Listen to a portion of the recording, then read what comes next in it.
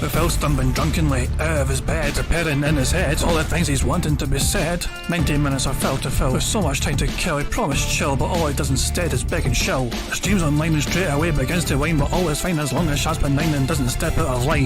His content's immature for all to endure like fresh manure, but I feel sure he ran straight to feeling so insecure.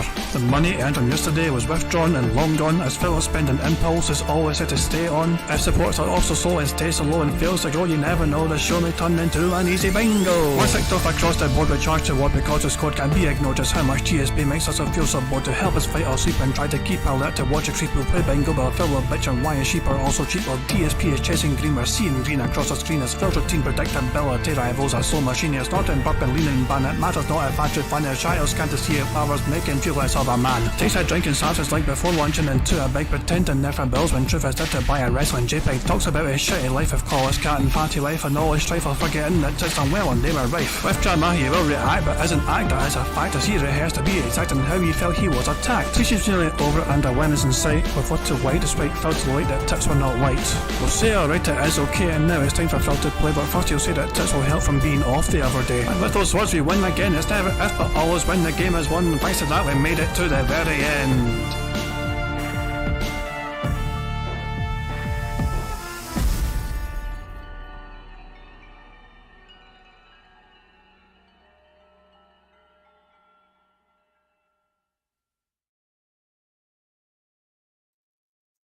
Hey guys, hold on a second. I'm sorry, a wee bit befuddled here. Hold on. There we go. You guys can see now.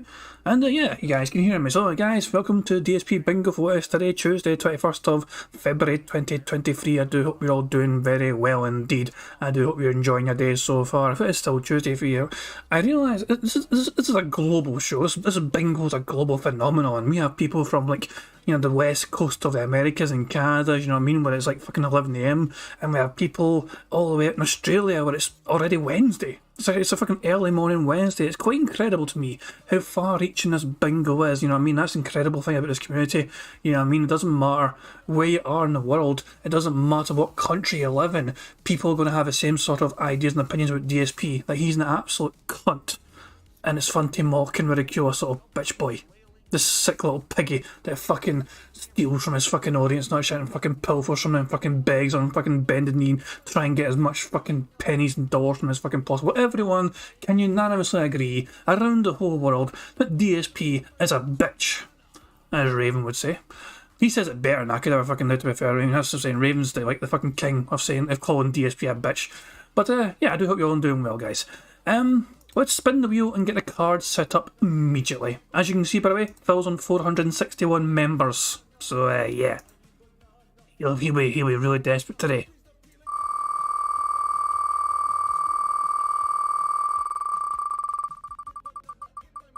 The wheel has been spun and it's going to land on him touching his face. Easy. Easy. Easy. Lawnmower Man is asking, has anyone seen Phil's latest racist rant? You mean when he's fucking claiming that he fucking got denied going to a nice Ivy League school because he was a white boy? He was a poor ass white boy who had no connections? Like 2 people from his high school got to go to an Ivy League school because they were not white, apparently, according to DSP. He's brought it up before. It's actually a point I mentioned. Actually, it's kind of bizarre that Phil has brought it up again, because the last time Phil brought it up was actually near his birthday last year. And so I threw it into a fucking song. I threw it into Phil's birthday song. So, that's a fucking long time ago. But yeah, I made a wee birthday track for Phil's 40th birthday. You know what I mean? And it's funny, like, it's like he thought he didn't get into fucking Ivy League school because he was a fucking poor white boy. And nah, I'm pretty sure that wasn't a fucking factor at all. I mean, these places just didn't think you were fucking suitable for their fucking esteemed, you know, establishments. So, yeah, unlucky Phil. I just love his teacher apparently told him, yeah, he didn't get in because you're white. I'm sorry, Phil. He's actually fucking said that his teacher told him that. I don't think that happened. I'm pressing X to doubt his teacher outright told him that was the situation. I don't know. Anyway, Phil touching his face is the criteria for today's bingo card, and bingo card today, guys, Phil to say rally is a centre space. I am having Rally as a centre space today. I think Phil will be fucking desperate to try and promote the membership goal. Today's a big fucking day for Phil to try and hit it, because if he doesn't hit it today, he's going to lose over 70 members between now and when he's next back on streaming duties on Thursday. So yeah, he's really going to be absolutely desperate, and because of that, if Phil, some people in Phil's community, he has a couple of deep-pocketed dentheads who fucking step up at the very last second and gift bomb massive amounts of memberships to Phil so he can hit his goal right before the member bomb expires from the previous month. And over the last few months, this fucking deadline to hit this fucking goal has gotten earlier and earlier and earlier, because that's literally how it works, you know what I mean? It's like a day or two before the goal expires, you have to fucking go earlier and earlier and earlier. So, if Phil is given 50 gifted memberships in one fucking go, I am going to give a free space. If Phil is given enough memberships to also fucking meet his goal altogether, because he's 70 odd away, it's actually 90 odd away as of right now. So if Phil hits his goal on this podcast, that's 2 free spaces. As well as all of that, we have his free spaces of everything else. 25 snorts, free space. $10, free space. 100 likes, free space. Free spaces fucking galore. We've got fucking 5 free spaces up for grabs at least. I mean, keep in mind, the snorts and the burps double up in free spaces as well. If you like the stream, 100 likes on this stream, free space. If Phil gets 100 likes on his stream before fucking recording for gameplay, free fucking space. But anyway, Phil touching his face is a criteria for this fucking card. So, I need a number, guys, between 1 and 199. The first number in chat I see, which contains a number 3, will be the card I picked for today's bingo shenanigans. Unlucky Brad Burnian. Unlucky Debauched Prism. Gregory Lake was the first number in chat I saw, which contained a number 3, which was 83. We're going to the 83rd bingo card, which contains Phil touching his face. So, let me just go all the way down here. Mind your eyes. Here we go. The 84th result is the 83rd card, and the 83rd card with touching face looks like the following on the right hand side.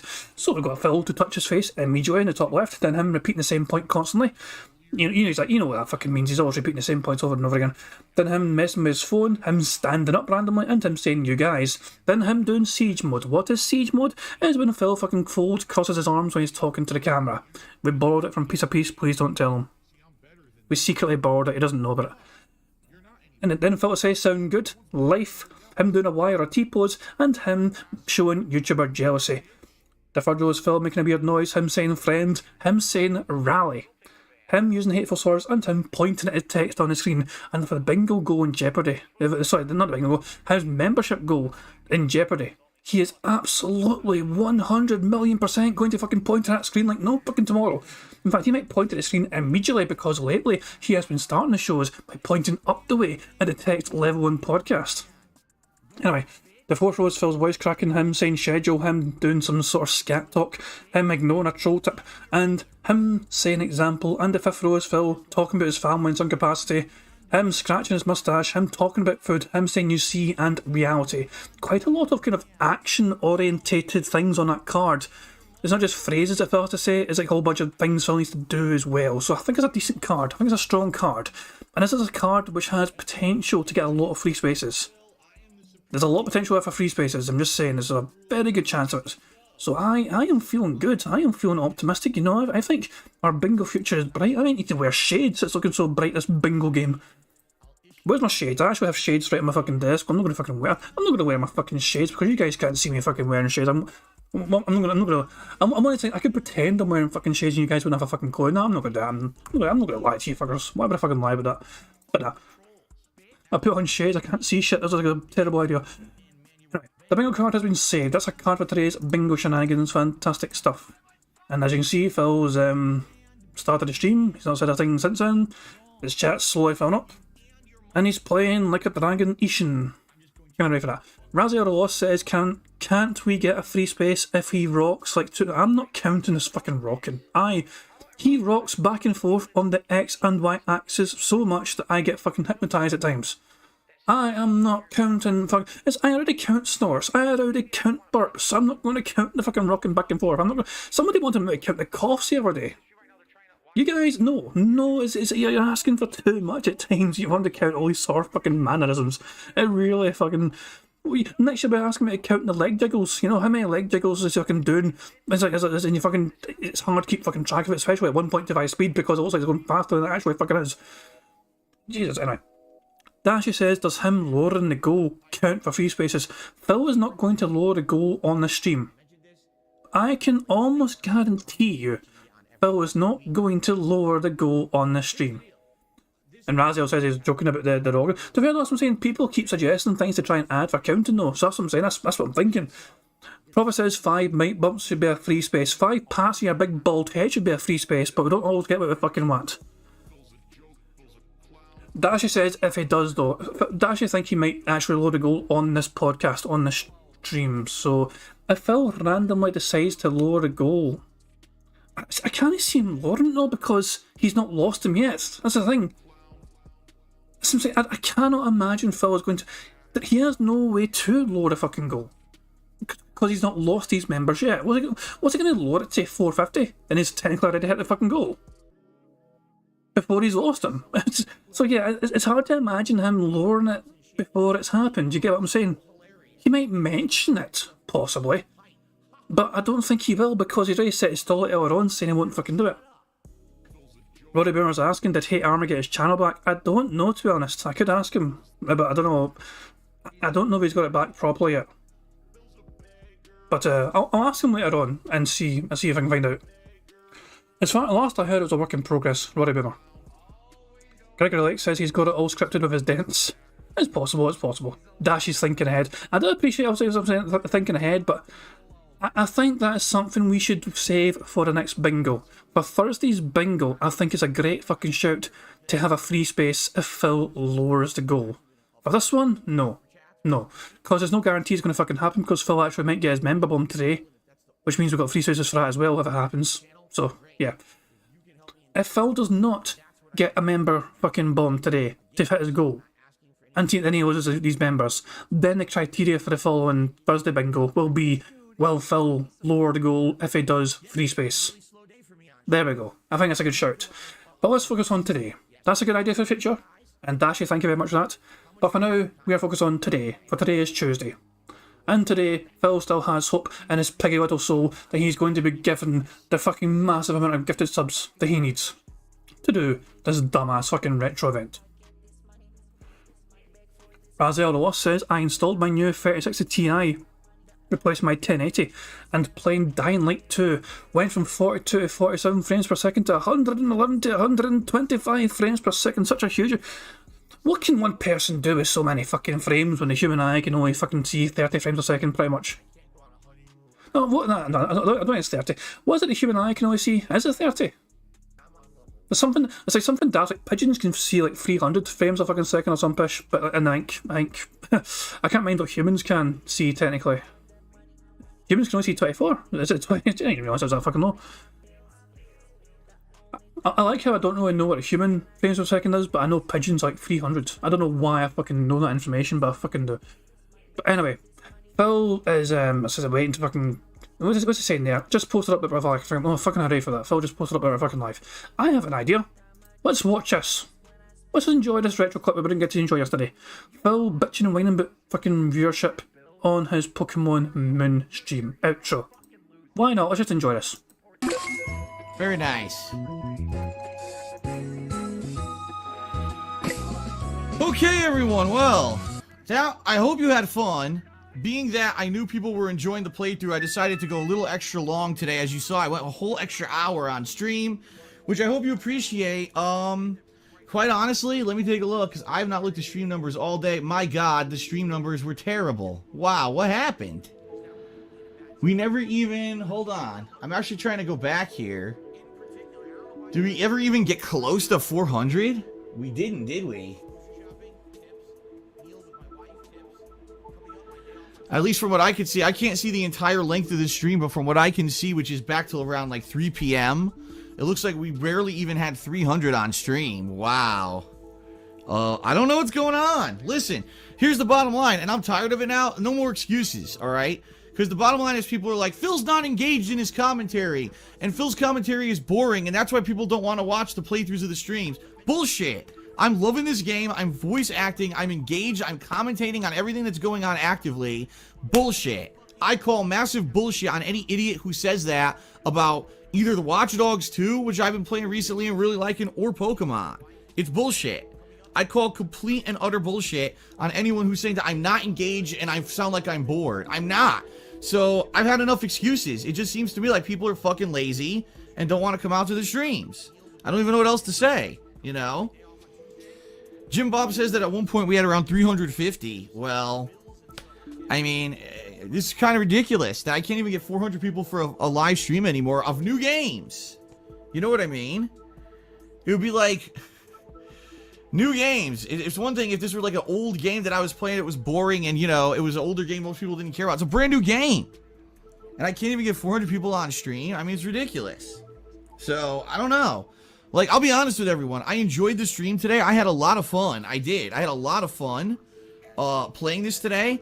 But what is the point of doing all the setup for the live stream? Right now, we're at the end of the stream. I've got 230 people on stream.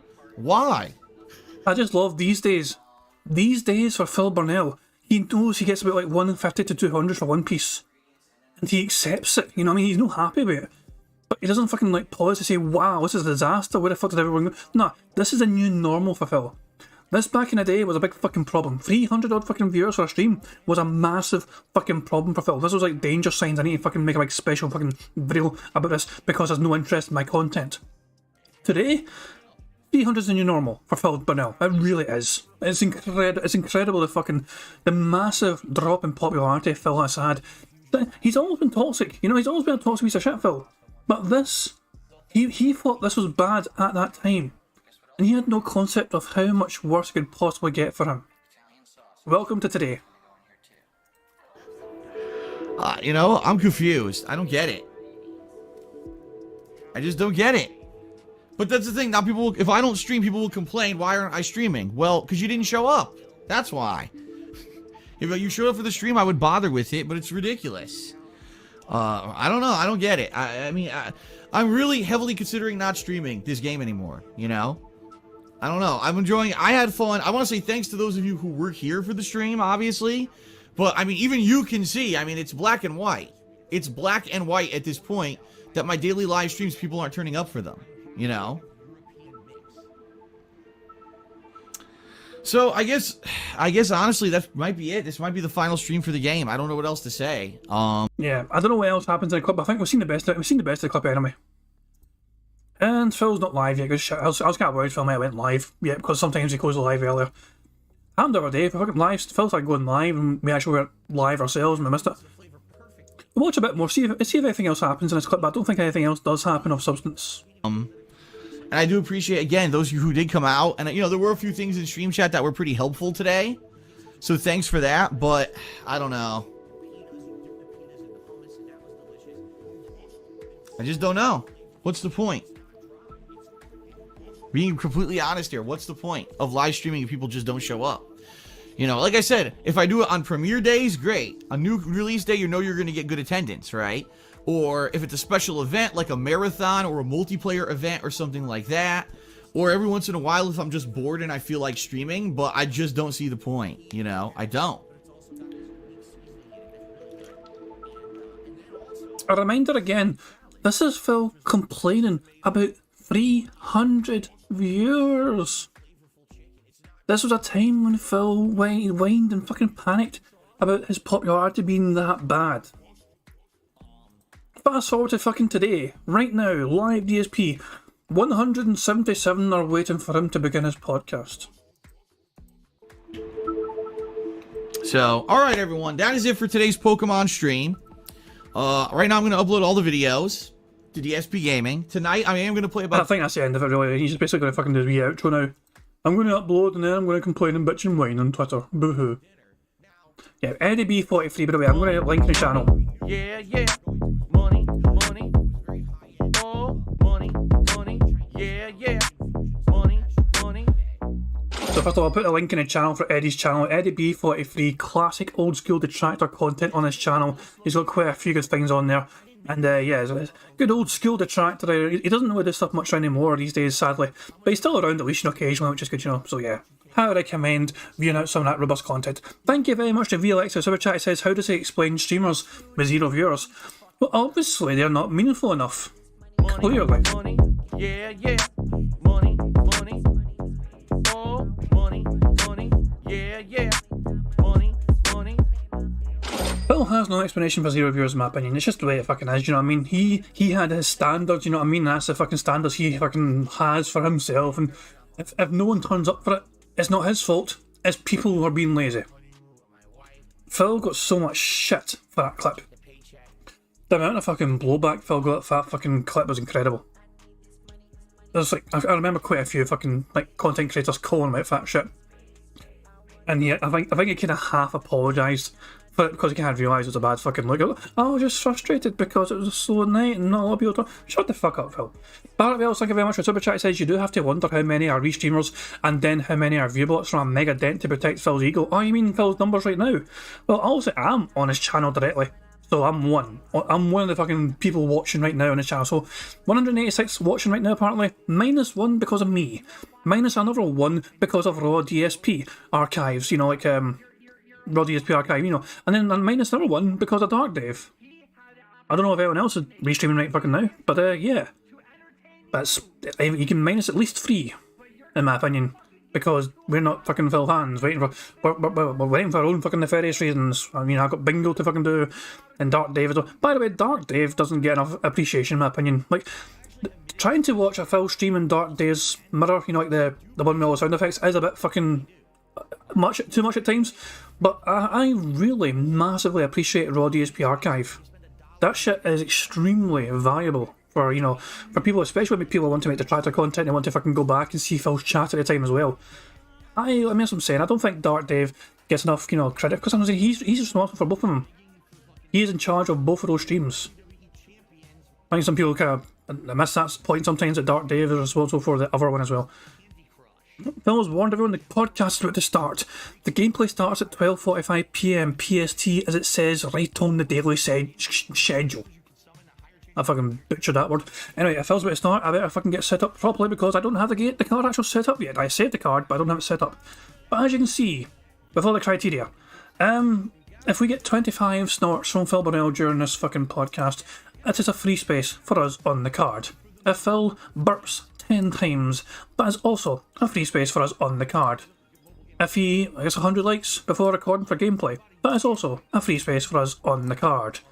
And if he... what else? What else is there? I mean, if we get 100... that's the thing as well. If we get 100 likes as well, we'll play in Bingo. That is also a free space for us on the card. And special occasion for today only. If Phil gets gifted 50 members, that's a free space. If he has gifted enough members to hit his goal, that is 2 free spaces. Special occasion today only. So, if Phil does get bailed out by a fucking dent head with deep pockets, at least we will fucking make a couple of free spaces out of it, eh? That's the fucking bright side. Anyway, you guys all know drill by now. If I miss anything in the card, please let me know. I don't try and miss things in the card, I just do sometimes because I'm a stupid bastard. So yeah, tag me in chat in case I miss things. 25 out of 25 means one of you guys can win a prize, and with additional free spaces up for grabs, it's a great fucking chance for somebody to fucking win Bingo today. Good luck guys, fingers crossed, here we fucking go. Good morning, everyone, and welcome to the Level 1 podcast, where we're busy having fun down here on Level 1. And ladies and gentlemen, welcome to a double new release day.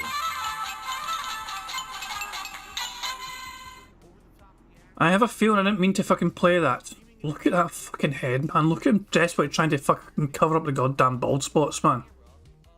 It's not a good look, Phil. This comb over look is not a good fucking look.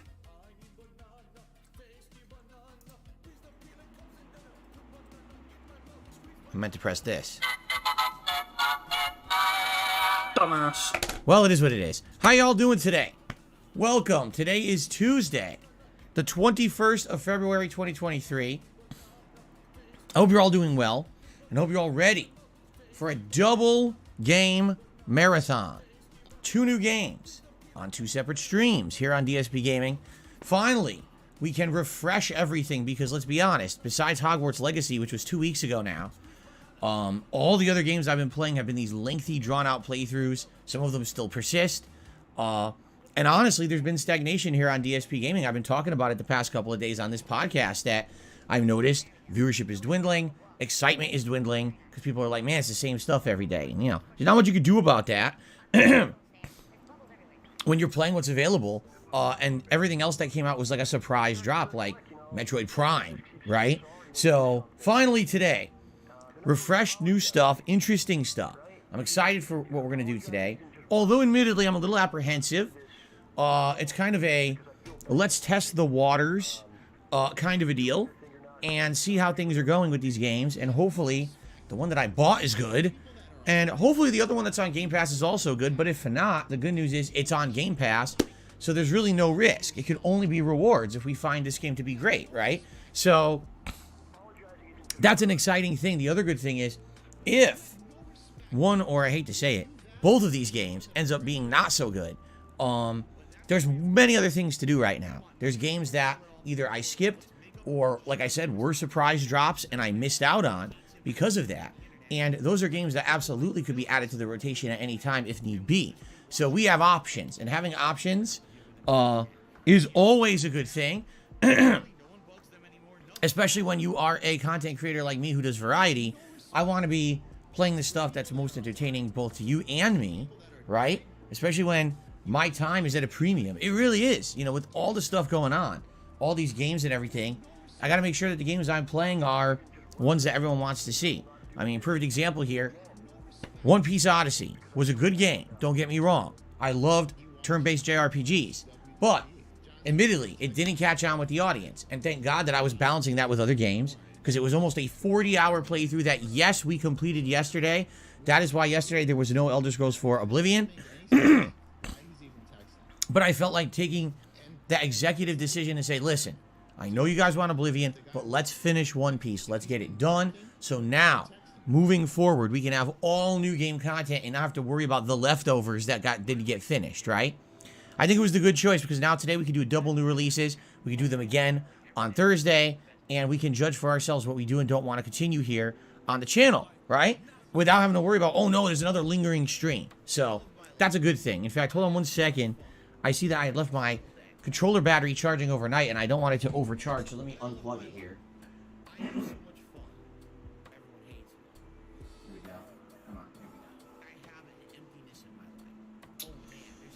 Got to be careful with those rechargeables. You want to be sure that you don't have them overcharged, because then, then sadly they lose their charge over time.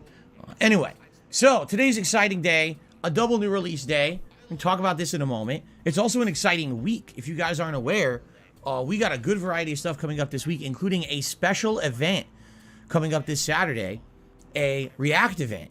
I've not done a full-fledged, day React event in many months. I think the last one I did, I guess you could argue the last one I did was Black Friday, which would have been the Adpocalypse, but actually reacting to, say, an internet documentary. I mean, the last one I did was the Keemstar documentary, and that was, September? I can't even remember. Was it October? I can't even remember. It was so many months ago. So, yeah, I'm excited. This week will absolutely, positively be a great week for variety. New game releases paired with React content. I'm excited for that, okay? Now, before we get to any of these topics, there's one thing I want to get out of the way. So we've already discussed it, and then I can... Here we go. Here we go, guys. Prepare for a lot of things getting ticked. Move on to talking about games in the schedule, all right? It's this simple. Ladies and gentlemen, today is February 21st. Today is the day that I have been warning you about for weeks. Ah! Ah! Why have I been warning you about it? Because today is the 1 month anniversary time period, whatever you want to say, that 1 month ago we got member bombs here on DSP Gaming from it was two individuals did large numbers, and there was a bunch of people who did small amounts of member bombs, okay? So, last month, 1 month ago, we hit the members goal. That locked us into our Super Saturday event from a couple weeks ago, which you guys absolutely loved. The feedback was nothing but positive. You guys really enjoyed it. I'm happy too, because I enjoyed it too. And so, I was happy about that. But now what's going to happen is today, those members are going to expire at some point during today or tomorrow, because it's weird with YouTube. It's tomorrow, let's be honest here, it's fucking tomorrow, I'm pretty sure. I mean, I've seen Peace in the stream earlier on, isn't it tomorrow it expires? Because it's the 22nd of January it was given to him.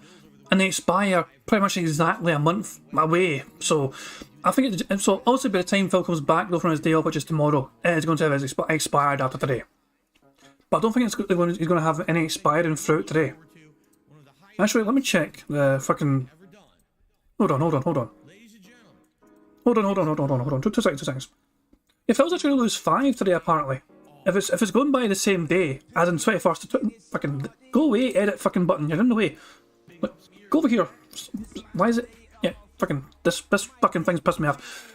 Right, Phil's going to lose 5 members today, apparently. 21st of January, 1 month from now, so 1 month ago was 21st of January, it's now 21st of February, 21st of January. There you go. So he's going to lose like 5 or 6 today at some point, I think, unless he's already fucking lost him. And he's going to lose 71 tomorrow. If it's going by exactly a whole month away. At least I think that's how it works. Regardless of the fact, by the time Phil gets back from his day off, they're all gone. Which is big fucking deal, you know what I mean? Boo fucking who for Phil Burnell. Boo fucking who. I don't think he's pointed at a text shit, is he? He's fucking building up to it. He's like building up suspense. There's been times when it looks like it's the 30 days.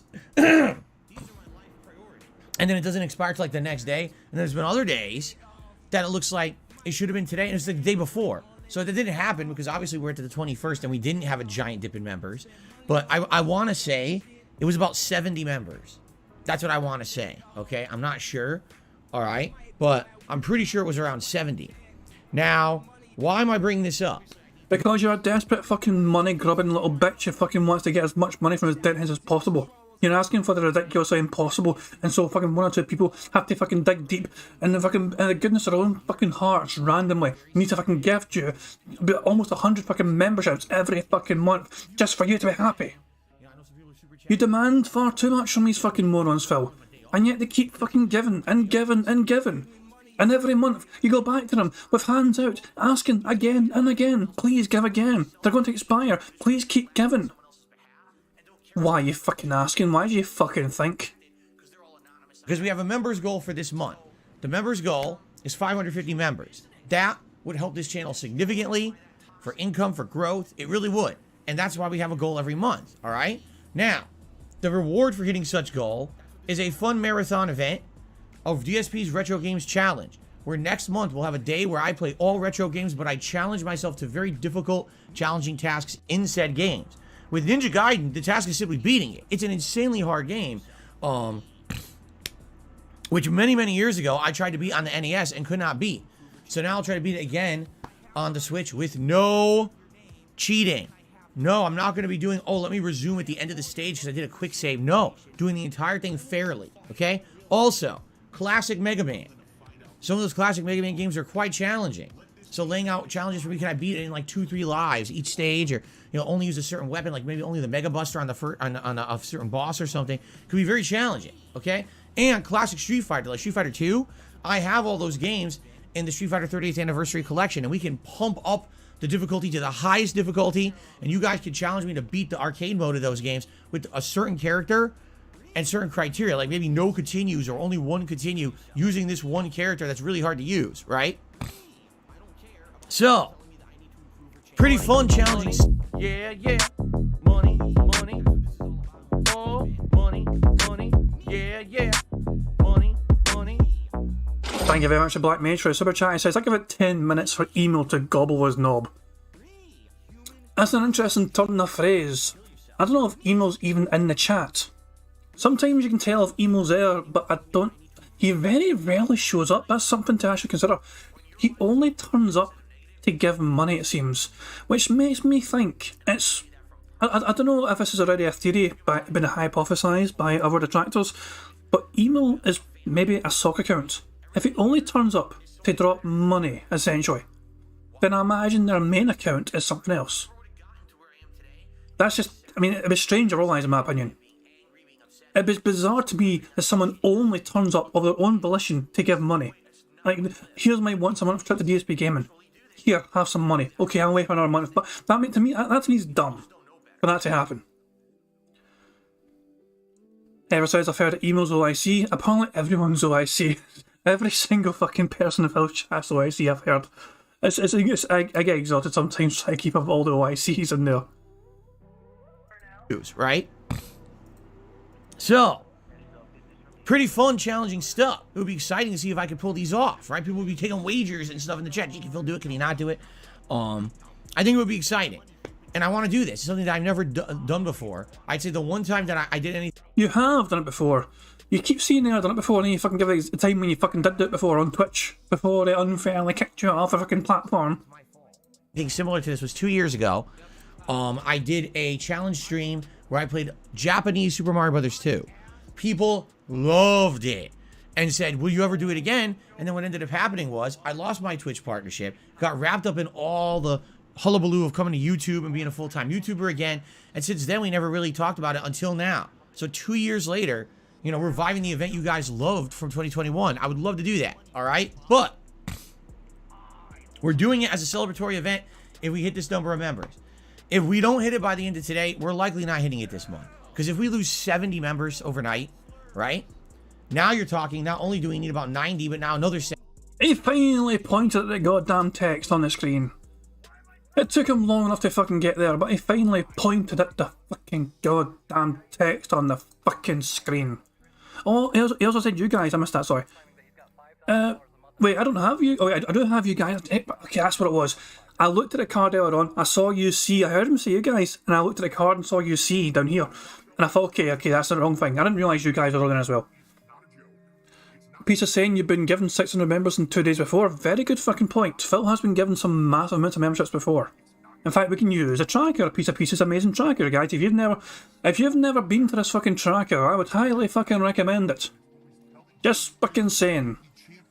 Piece of pieces tracker. The link's on his channel and everything. I can probably fucking link you myself if I want. You know. No, that didn't work. Select you fucking bastard. Select the whole fucking thing. There you go. Oh, hold on. This should probably work. There's the link in the fucking channel. There's piece of pieces amazing fucking tracker. Right. How many members has Phil been given before in one fucking... He had 143 in one fucking go before. Well, let's say two separate fucking days.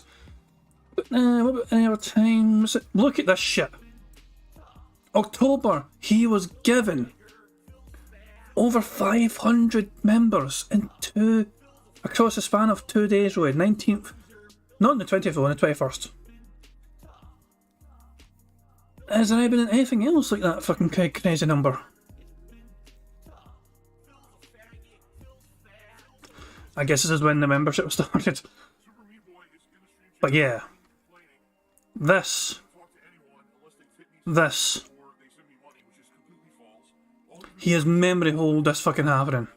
Somehow, some way. He memory hold the fuck out of that. Bizarre. D-Dog's asking, does a tracker do the split of the two channels? I will let Peace answer that question, but I feel like... No, I don't know. I've got no idea what Peace's plans are really for the React channel. I don't think he's going to cover it too much right now. But I don't know. I've got no idea. Oh yeah, Peace actually said yes, but it's primitive. Okay, there we go. That's what I'm saying. Piece of Peace does amazing work. I cannot fucking speak high enough for his tracker. I'm sure people are probably sick to death of me fucking praising it. This is why I've always got it handy. This is one of the things that's always open when I'm fucking in a bingo, so I can always fucking go to it and point at something. Yeah. A lot of work went into this tracker, and it's a lot of work to update it as well. I know Peace fucking really goes above and beyond to make sure the stats are accurate and keep updated and all that, you know what I mean? So, yeah, big massive shout out to Piece of Peace. If you want to support Peace, subscribe to him and maybe donate to Jasper's Angels, just saying. 70, do you really think realistically we're getting 160 members out of nowhere by the end of this month? Is realistically the same as reality? If people think realistically should be applied to reality, then I will tick that off the card.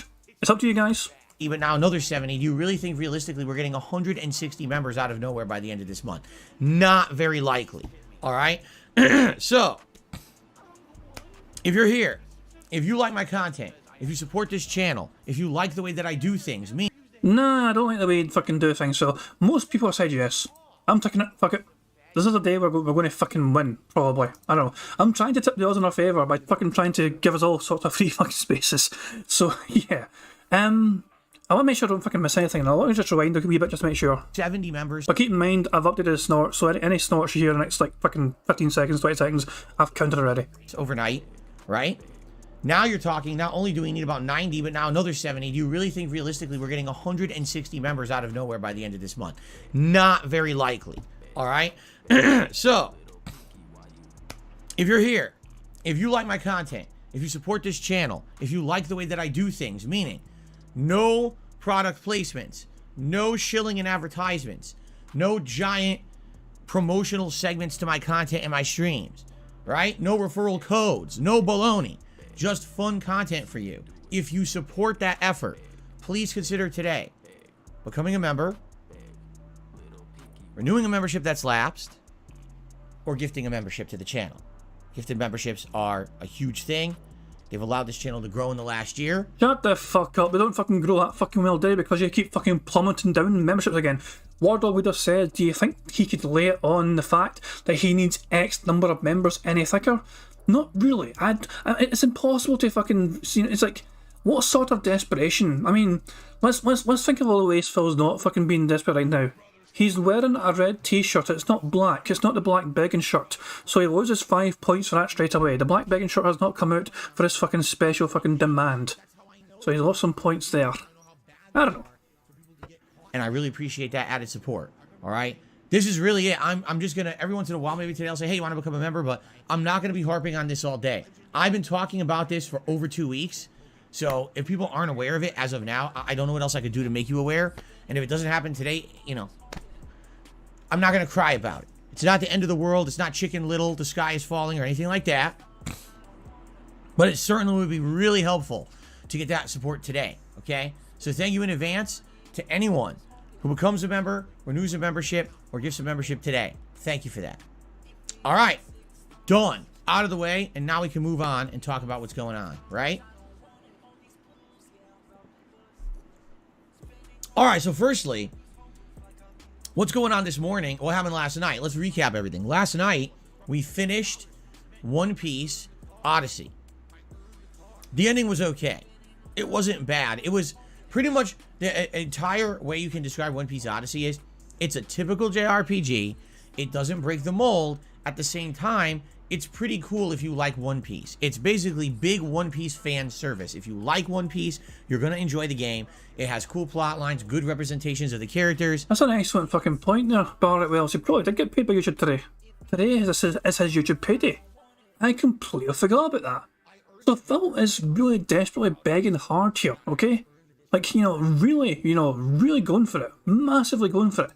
And yet, at the same time, YouTube paid him today. His way. He got over $4,300 today.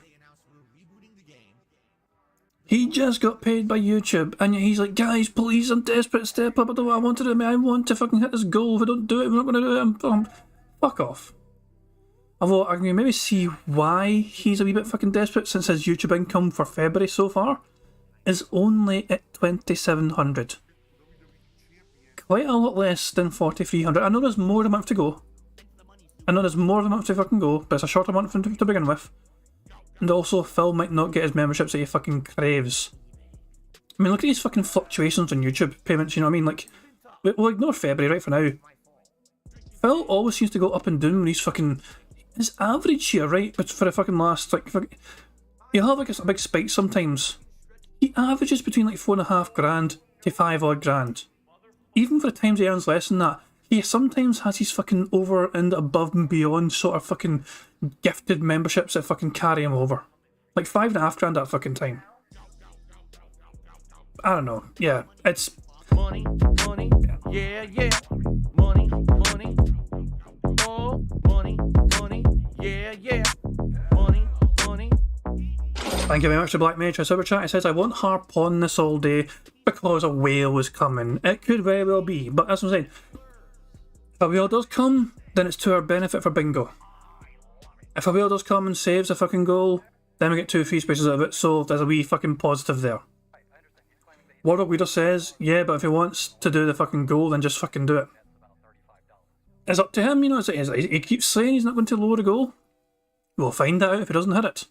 And then he loses all those members. Raziel says, holy shit, look at his donations, over 3k this month. I'm only on the 21st. Yeah. Phil has been, well, keep in mind he had a fucking big special event marathon where he had $600 given to him. So yeah, that kind of really bumped up the tips massively for him. Yeah, he's quite a lot of tips already for this month, but yeah, keep in mind obviously some special events, also a couple of good days as well. DSP Reacts, he fucking made over $300 there, and no, actually, so that's a second agent ago. Sorry, I was wondering why I was fucking saying. So $604 right there. And a couple of days as well, he almost had $200 fucking recently for the DSP Reacts and then playing Elder Scrolls afterwards. Yeah. Yeah, Pizza Piece says the tips analysis sheet gives you the month-over-month comparison. There's so much data! This is the mathematician's wet dream, look at all the data! Look at all this data, there's so much data here.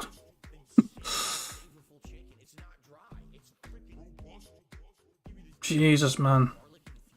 So many numbers. Can I scroll to right here?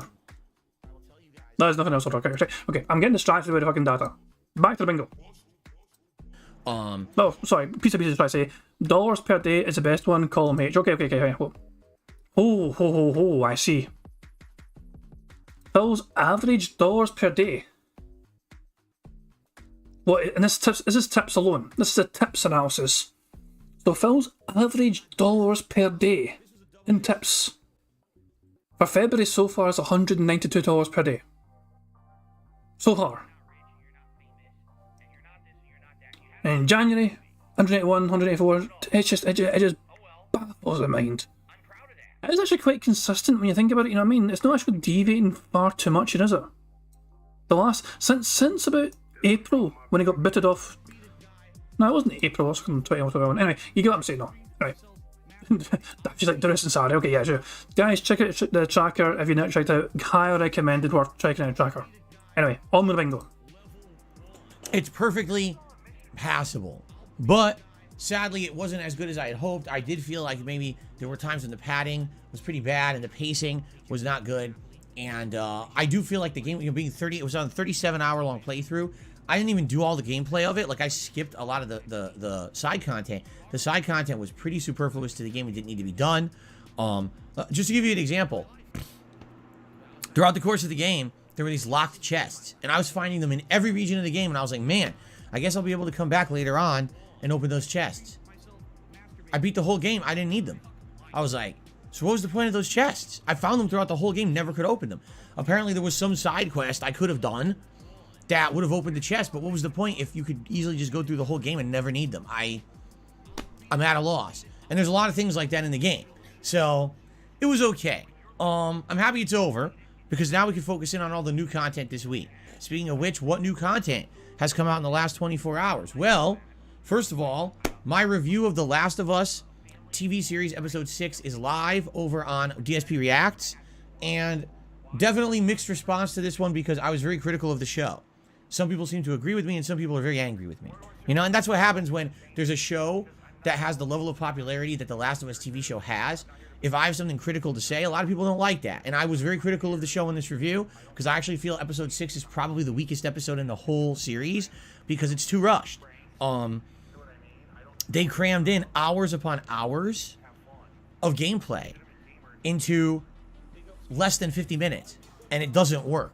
It basically advances plots too fast. Characters are developing way too quickly, and one thing I have to say about The Last of Us TV series is the acting is great, the cinematography is great, the music is great, the pacing's terrible. It's just, it doesn't make sense. Are we in an apocalypse or not? Where the hell are they infected? Where the hell is the threat? It's like, there's no one trying to kill anyone.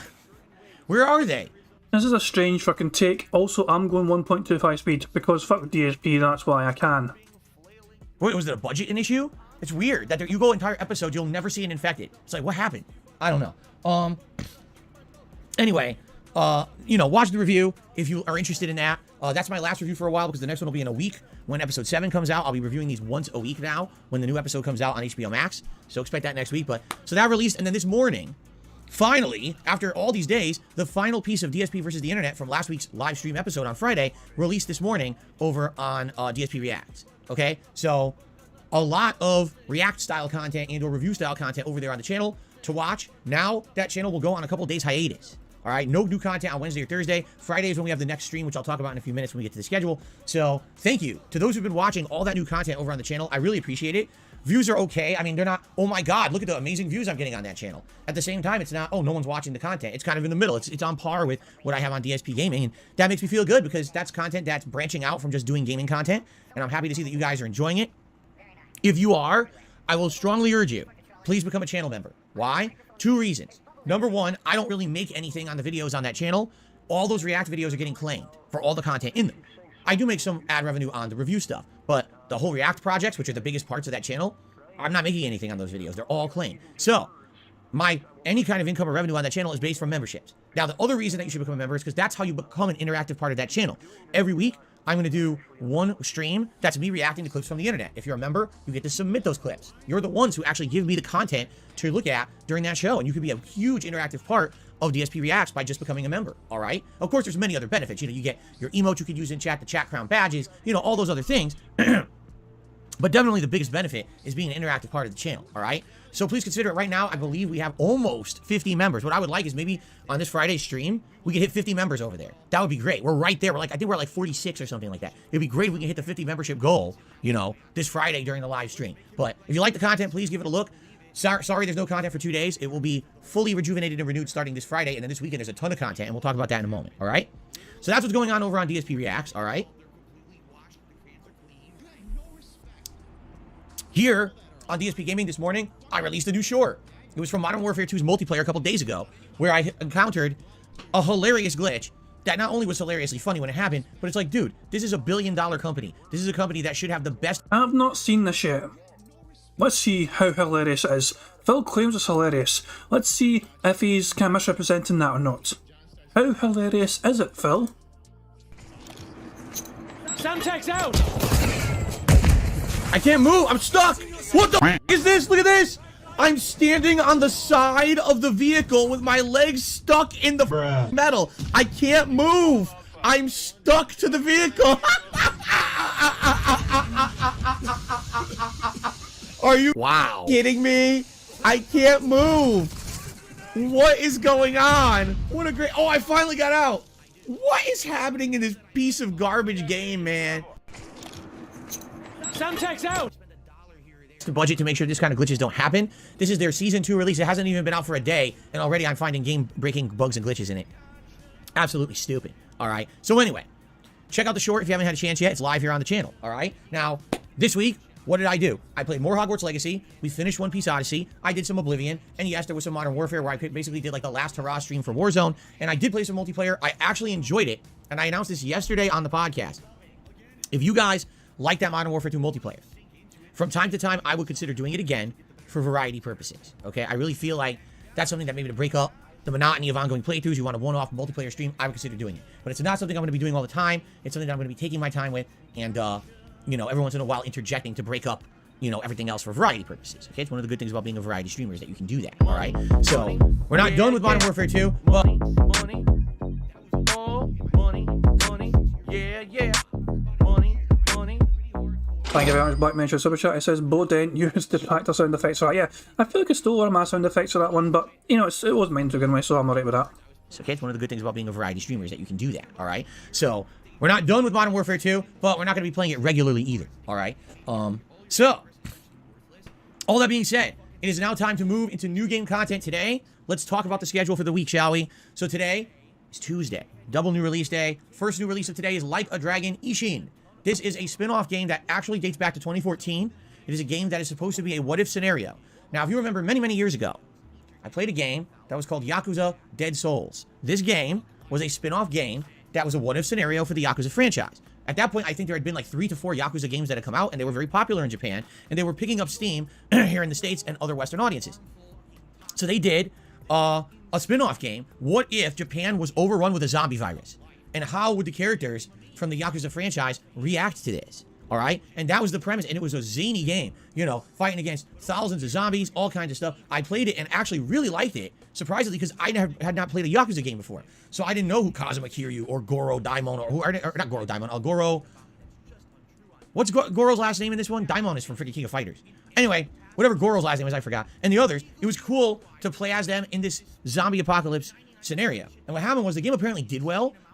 So the makers, Goro Majima, thank you. I couldn't remember his last name, Majima. Thank you. I know, not Goro Mortal Kombat, that's his name. Goro Mortal Kombat Daimon Majima, that's his name.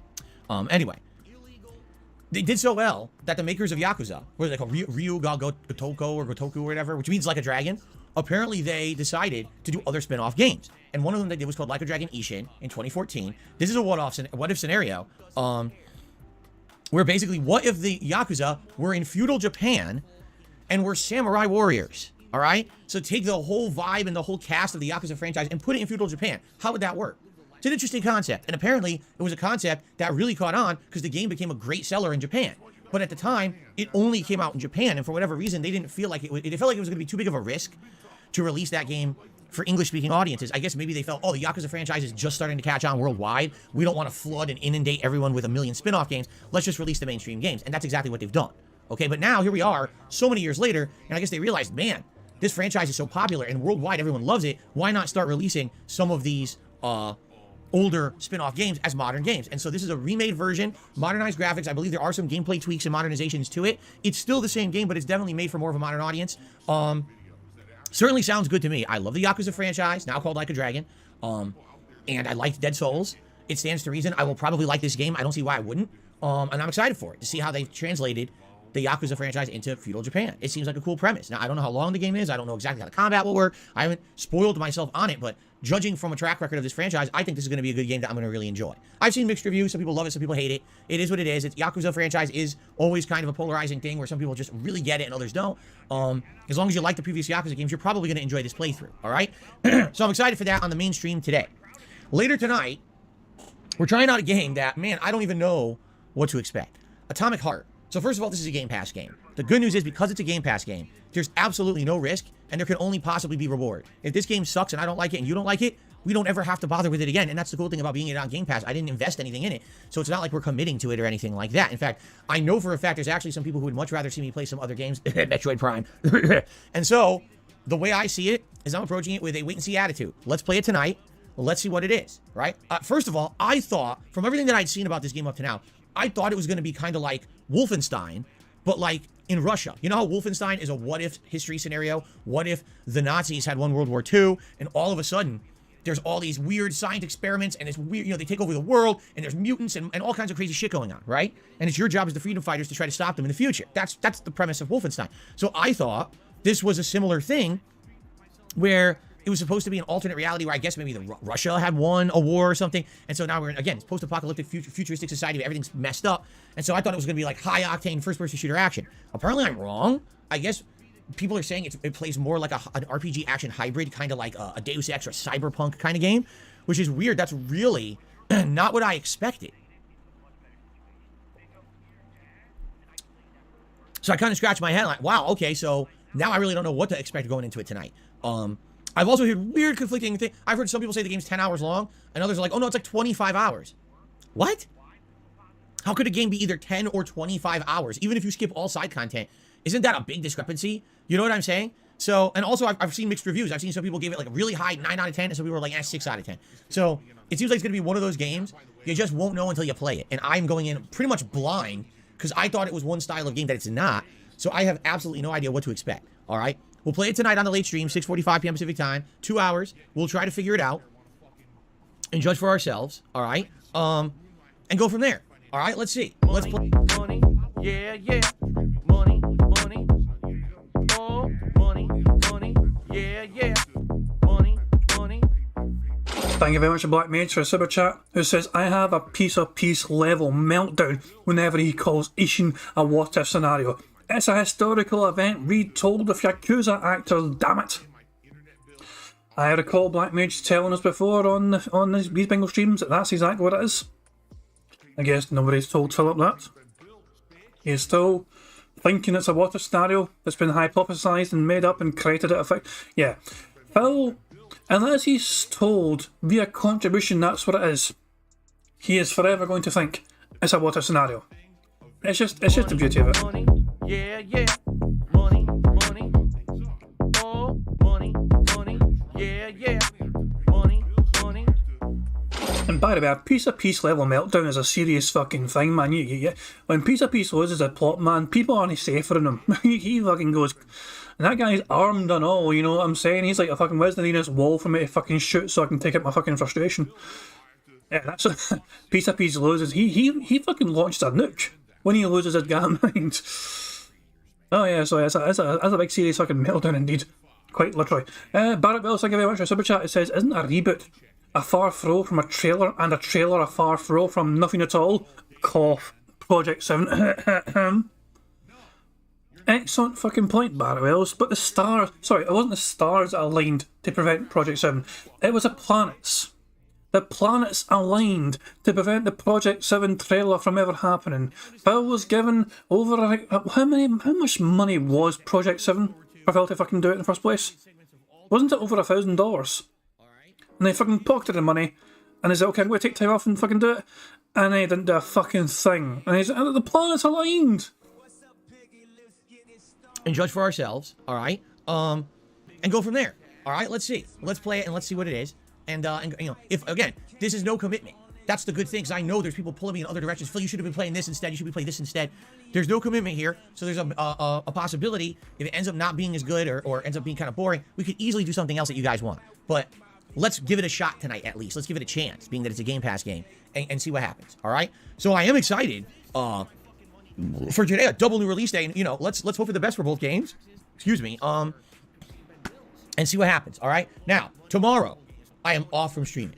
There is no new streams tomorrow. However, tomorrow, I will be releasing a small video here on DSP Gaming during my day off. This video is a silly video. It is not meant to be a serious video. That's all I'm going to say. So it's a comical video. However, it's not a YouTube short. It's something that actually someone put together that they wanted to do, and I thought it was a fun, creative project. And I was actually looking for a time when it made sense to release it. I think now is a good time to release it. So this video project will be released here tomorrow. Give it a look. It's not a long thing. It's, you know, couple of minutes maybe. You'll enjoy it, all right? So that's tomorrow. Give it a look when I'm not here. In the meantime, tomorrow when I'm not here, if you happen to be catching up on any playthroughs or anything, please remember, liking those videos, leaving comments on them helps a lot for engagement purposes. And if ever I'm not here streaming, but you still want to support the channel, you can do a super thanks on a video, or you can leave a tip by looking at the description of any of my current videos. It has the link to do so in the description, okay? Cool. Now, on Thursday, we're literally just going to redo today. We're going to do Like a Dragon Ishin again as the main stream, and we're going to do Atomic Heart as the late stream, okay? So there you go. It's new releases today. It's new releases Thursday. Sounds good? Cool. This coming Friday, the 24th, is my next major day for DSP Reacts. It is DSP versus the Internet. So instead of doing a gameplay stream, we're going to have the level 1 podcast here, and then we're going to jump over to DSP Reacts, and we're going to do my fun DSP versus the Internet stream, where I watch clips that you, the members, nominated over on the channel. All right? I'm excited for this. It went well last week, and it's going to be better and better. What I'm doing is I'm taking in your feedback. All right? What you've told me in the last week has been invaluable. I'm being told I should definitely name videos differently on the channel so that it appeals better. Like, for example, this whole week, every time I released a new part of my stream from last week, it was DSP versus the Internet, episode 1, part whatever, and then the description of what it was. And people said, that's completely the wrong way to do it. What you should do is you should say what the video has in it first. So, for example, it should be DSP versus YouTubers, Ninja's Class, Video Game Donkey, blah, blah, blah. And so all that should be first. And then say DSP versus the Internet, episode 1 or whatever. So that way, when you're reading the title, you know what's in that video right away. And if you're interested, you'll click and watch, as opposed to reading the whole title first before you get to the meat of it, you see? I kind of agree. I actually think... I want to remind everyone, in case they've forgotten somehow, this is a 15-year YouTuber. He has been making YouTube content for 15 years. 15. 15's a big fucking number. That's the age where fucking Derek starts losing interest in women. You know, it's a big fucking number. But you get what I'm fucking saying. 15 years he's been fucking doing this shit, and people are fucking having to tell him the best fucking way to title his goddamn fucking videos. And yeah, I know, Phil said you see, yeah, caught that, sorry. Sorry. I did catch that, I forgot to go, but there you go. Phil said you see. But you know what I'm saying? He's like, aye, that's a great idea. He's like, yeah, it's a fantastic show. It's a great fucking suggestion. Thank you, chat. It's like, well, that should have been fucking obvious. It's just incredible. How often does Phil need his little fucking piggy hand held to get his fucking business running more smoothly? It's amazing that everyone else does all the fucking work, but Phil's the only one that makes the money. It's like, what does deadheads get out of it, you know? Self-satisfaction or something? A warm, fuzzy feeling in their navel that Phil Burnell might earn a bit more money because of their suggestion. I mean, if that's what fucking works for them, then so be it. Simple minds are easily amused, I guess. Cody Taylor says he's a mature adult with a business degree. Isn't it a finance degree? And isn't it worth fuck all? Because Phil even fucking said that I didn't really get to do much with this fucking degree, but he still fucking hung up on his fucking wall like it was something to be proud of. That makes a lot of sense. So I'm going to start doing that. I'm actually going to start naming the videos differently on the channel. I actually did so last night with my Last of Us Episode 6 review, and I don't think it had any impact. I'm being honest, I don't think it did. But I think hopefully that will help you guys when you're trying to sift through the videos on that channel. And what am I more interested in? Well, each video will have what's in it first before you know, as soon as you start reading the title. So, more advice, I would love it. Any more advice you guys have for that channel, please let me know. But yeah, the major stream on Friday is DSP versus the internet, doing that React content, and that day I will release 2 videos, meaning roughly an hour of React content on the channel for you, okay? Then, Friday night, it will be the return of Elder Scrolls 4 Oblivion. Yes, I know you guys are upset because I was supposed to do it last night, but we needed to finish One Piece Odyssey, which we did. Thank goodness. And now we can go and focus on everything else. So Oblivion returns Friday night. Now this coming Saturday, February 25th, per your voting, because you guys voted on what day this weekend you wanted the React event to be. It's this Saturday. All day long. It is a special React event. It is DSP Reacts to Lies, Deception, and Pro Jared, the story of Pro Jared by June the King. It is a 90-minute documentary following the history of the content creator Pro Jared on YouTube, explaining what happened to him several years ago when he was embroiled in a huge internet controversy. He was accused of many different things, some of which apparently were true, some were completely fabricated or overblown. I was somehow embroiled in that for like a minute, and because of that, people are interested to hear my take on it. In truth, I don't know what actually happened. I'm going to be watching this along with you and learning about it for the very first time. I don't know the entirety of the situation. Because what was funny is, like 2 years later or whatever, people came to me and they're like, so, are you ever going to apologize to Pro Jared, Phil? Hey, it's siege mode. We can take off siege mode. Hooray for siege mode. Phil fucking folded his arms. Remember, don't tell Peace if I can borrow that term from him. Please don't. Anyway, also, I'm not sure whether this is actual DSP jealousy or not yet. Hang on. Wait for him to finish this fucking point here, and I might be able to tick it off. And learning about it for the very first time. I don't know the entirety of the situation. Because what was funny is, like 2 years later or whatever. I love his face. By the way, keep an eye on his wee face. Look at his wee fucking face, his sour looking face, where he's fucking doing his wee fucking detractor. It's not even a detractor impression. It's a fucking somebody asking a reasonable fucking question impression, and his fucking face just goes like this. People came to me and they're like, so, are you ever going to apologize to Pro Jared, Phil? And I was like, for what? Like, what are you talking about?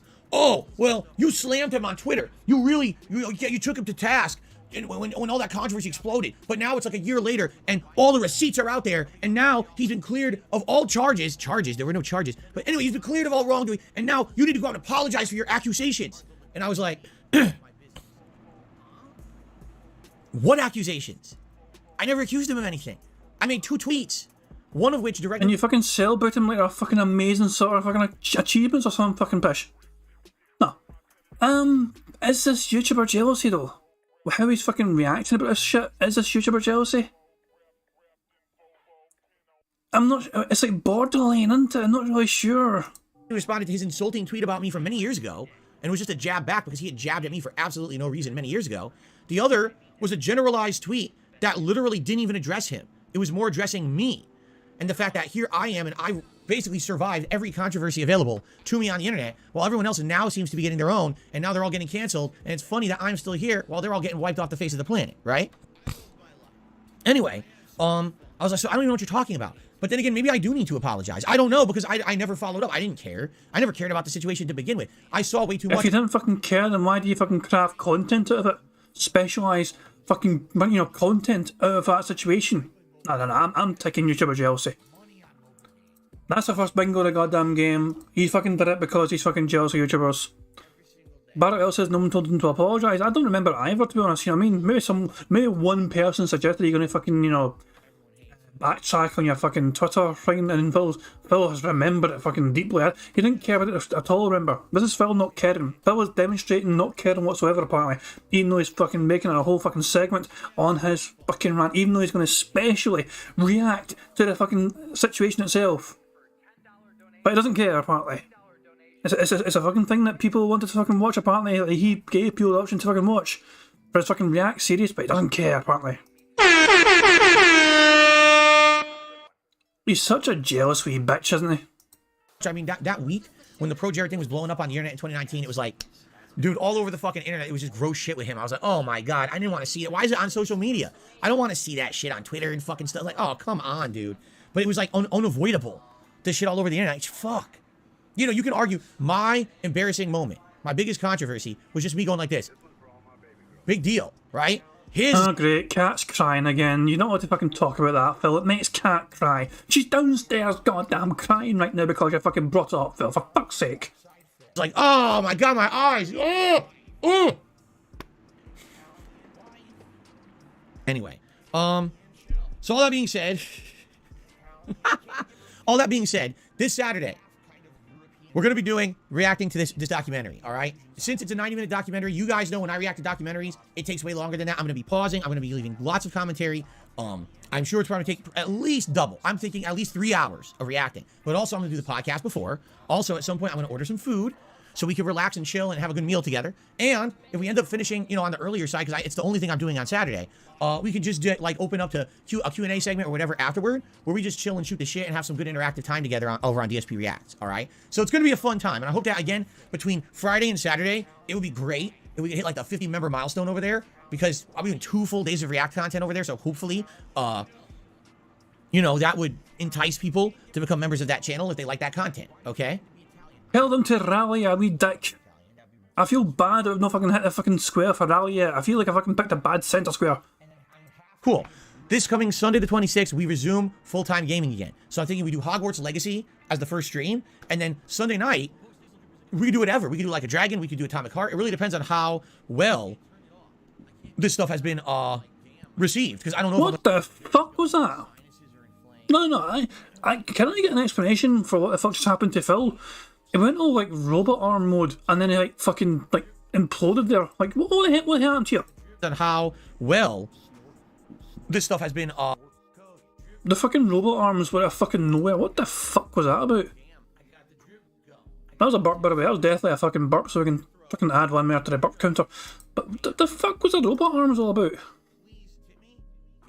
Hold on, I'm so confused. Why we did do this like a dragon, we could do Atomic Heart. It really depends on how well. What the fuck does that fucking mean? What does that translate to? I'm so confused what that is meant to fucking demonstrate. Was it like faulty hand graphs? We could do whatever. We could do like a dragon, we could do Atomic Heart. It really depends on how. Let's see, so the. Hold on. It must be the Italian in them. Italians are all about hand gestures.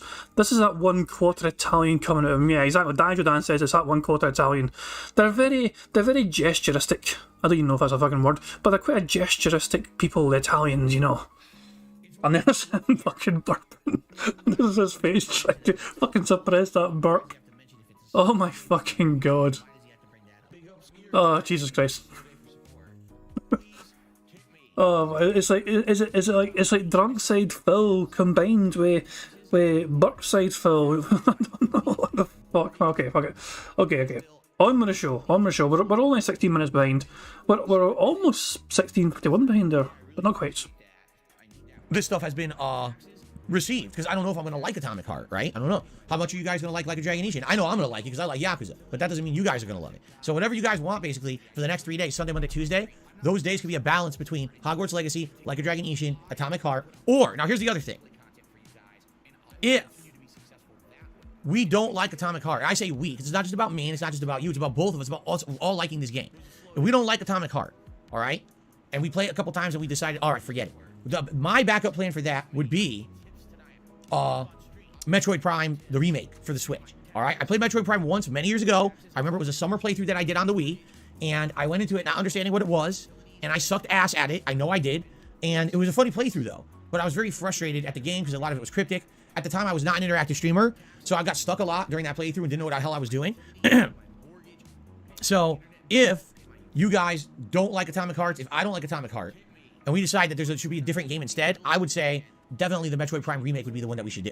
I mean, unless you guys have another idea, because there's many other games out there that I've skipped or missed, and if you guys have another idea what I should be doing, I'm all ears. But it seems like you guys were really interested in seeing me play Metroid Prime, so I'm open to that, all right? Now, the good news is, there's another new game coming out very soon, all right? Wolong, is it called Wolong? What's it called? Wolong Fallen Dynasty. Wolong Fallen Dynasty comes out the first week of March, and that's a Game Pass game.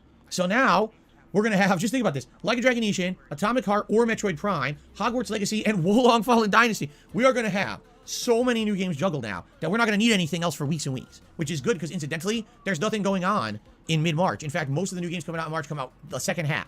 So this is good. We'll have time to juggle all those games. And then every once in a while, if we want variety, I can maybe play some Modern Warfare 2 multiplayer. Okay? So, there you go. How does that sound? I hope that sounds good. Now, one other thing as well, all right, that I want to throw out there because we need to start talking about this. We know that the big React event I'm doing this weekend is the Pro Jared documentary, correct? But now, we got to start talking about what do you guys want to see me do a big React event for in March. And, you know, some things come to mind.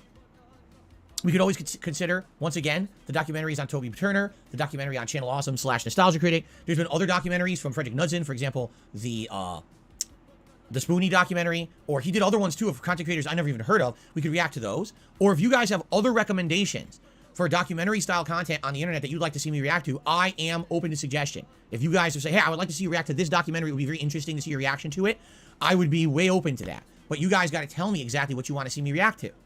Okay? So please let me know. I need feedback. All right? Already someone said Chris Chan. I don't know why people love this Chris Chan stuff so much. I don't get it because I've never really paid attention to it.